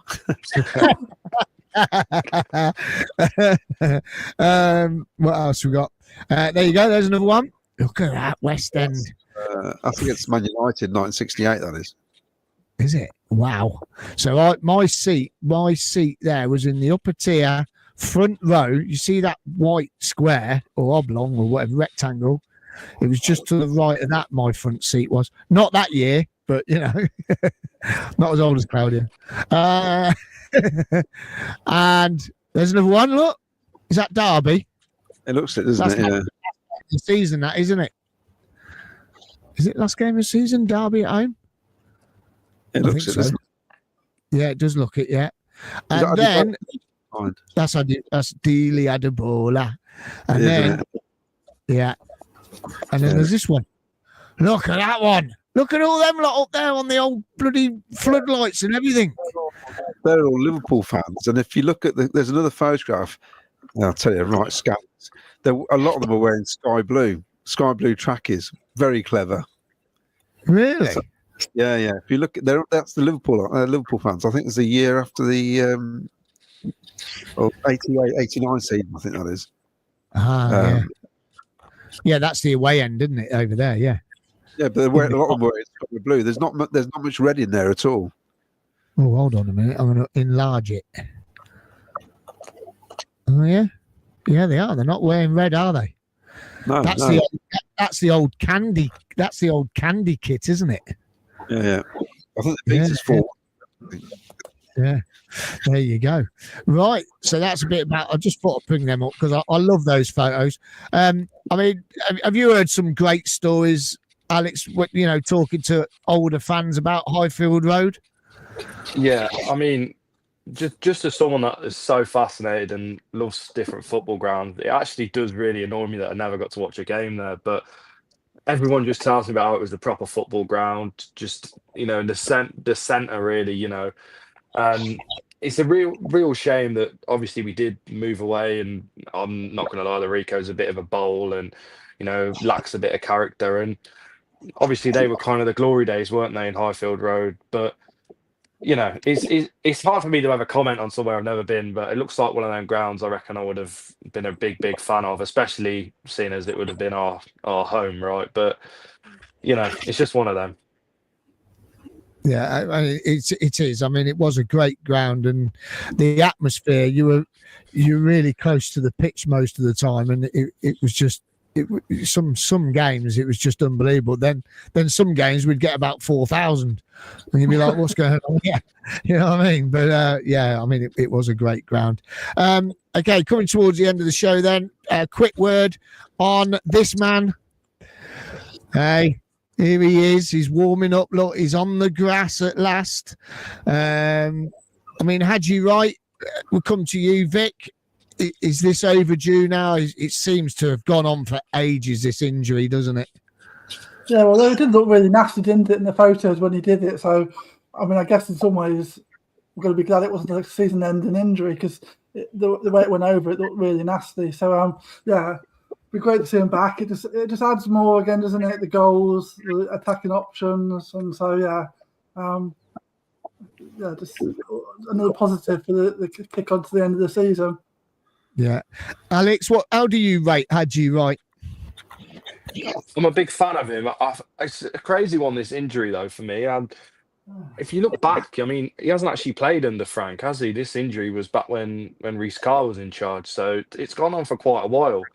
But I think he, out of all of our strikers, is our biggest threat, and definitely will offer a lot when he comes back to the squad. So I'm really excited to see him back. I mean, I don't know if you've seen the show over the months, but a lot of people say that where's Haji going to fit in? Is he going to fit out on the left? But what's your opinion? He is definitely a man down the middle, isn't he? 100%.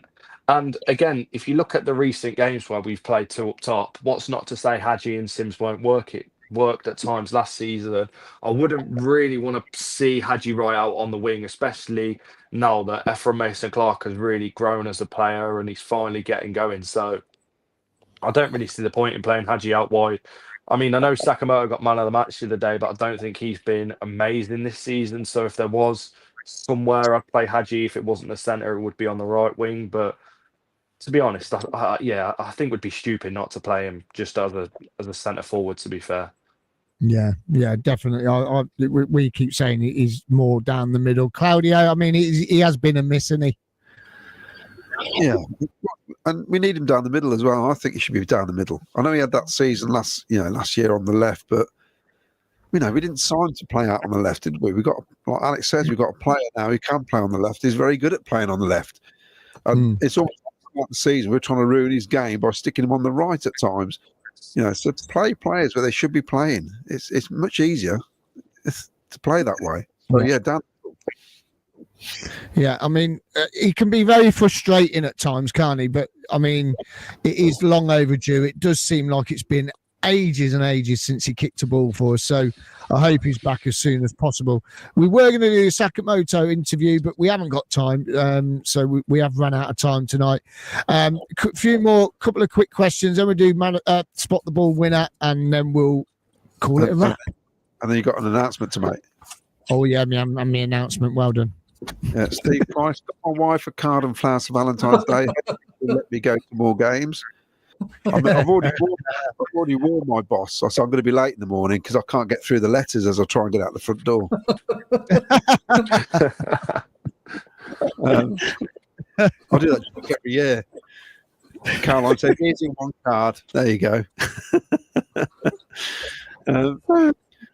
Paul Stratton says, "Tudor MacDonald at Newcastle unplayable." Ralph Wiggins, John Tudor was a great player at centre half and centre forward. Yes, he filled in at centre half, and George Curtis broke his leg, actually. So you're right, he did. Waggle announced his retirement today. Lee Beckett. I thought he did that when he played for us. He should have announced it then. I was nearly put a comment earlier when I seen it on there. I nearly put, he should have done it when he played for us. Phil Bevan reckons I was sat on the roof eating prawn sandwiches.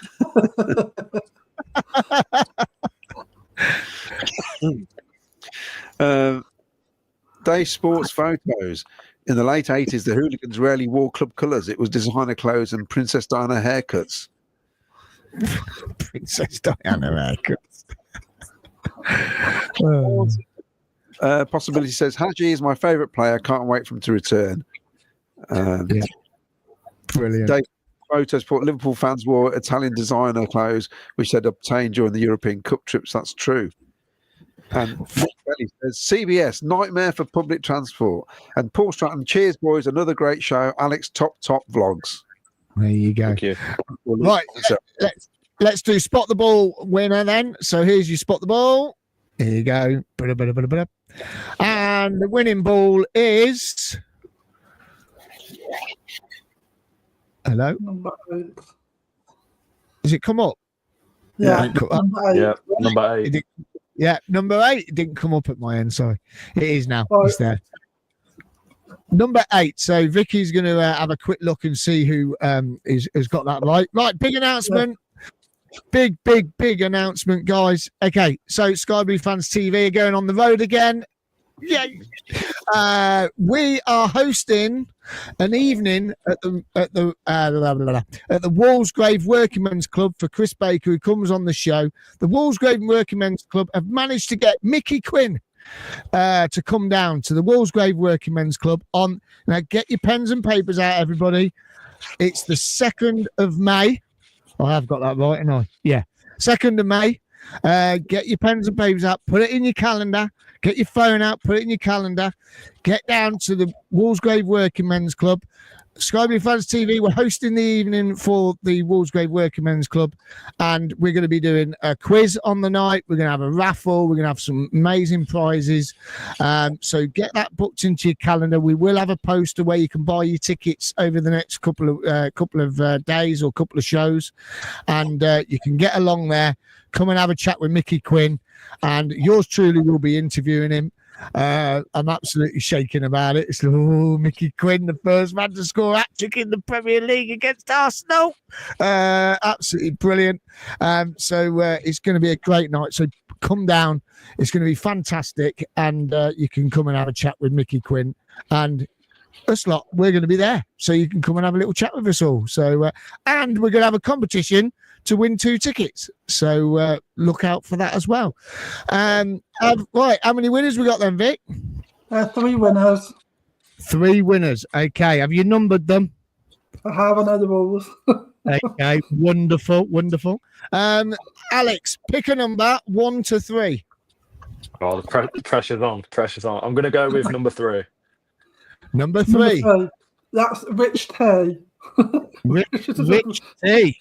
I like digestive, but Rich yeah, T's better. Nah. Rich T, if you get in touch with us, please, either on Facebook, X, or on YouTube, message us, send us your address. If you're local, can I come and deliver your prize to you? Or if you're not, we can post it out to you as well. If you live abroad, don't worry, we'll still post it to you, because we've posted to America and all the way around to Australia. Right, well, that comes to the end of the show tonight. Alex, massive thank you so much for joining us tonight. I know it's gone on for 2 hours, but thank you so much, mate. Have you enjoyed it?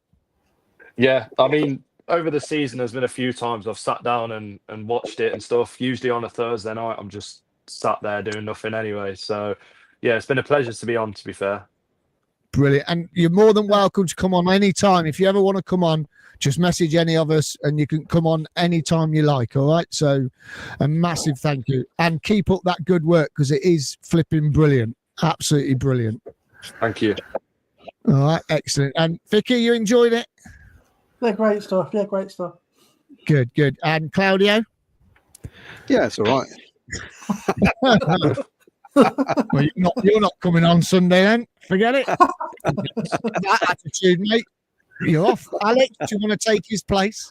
I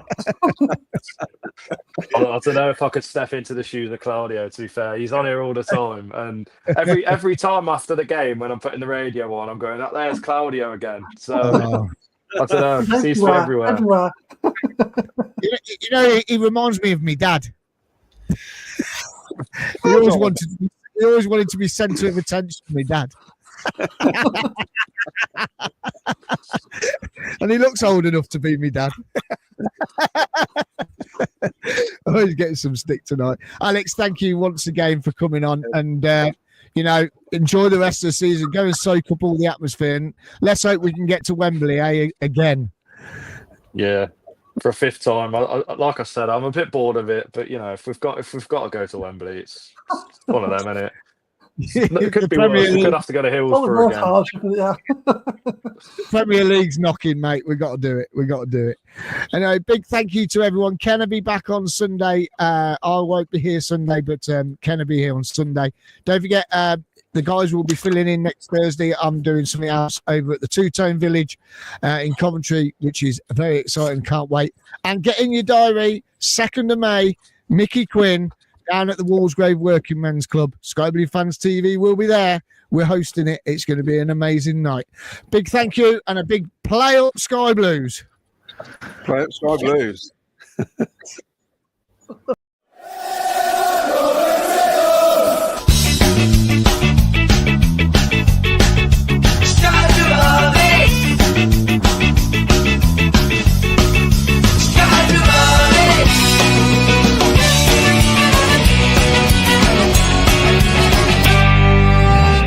Sky Blue Fans TV, for the fans, by the fans.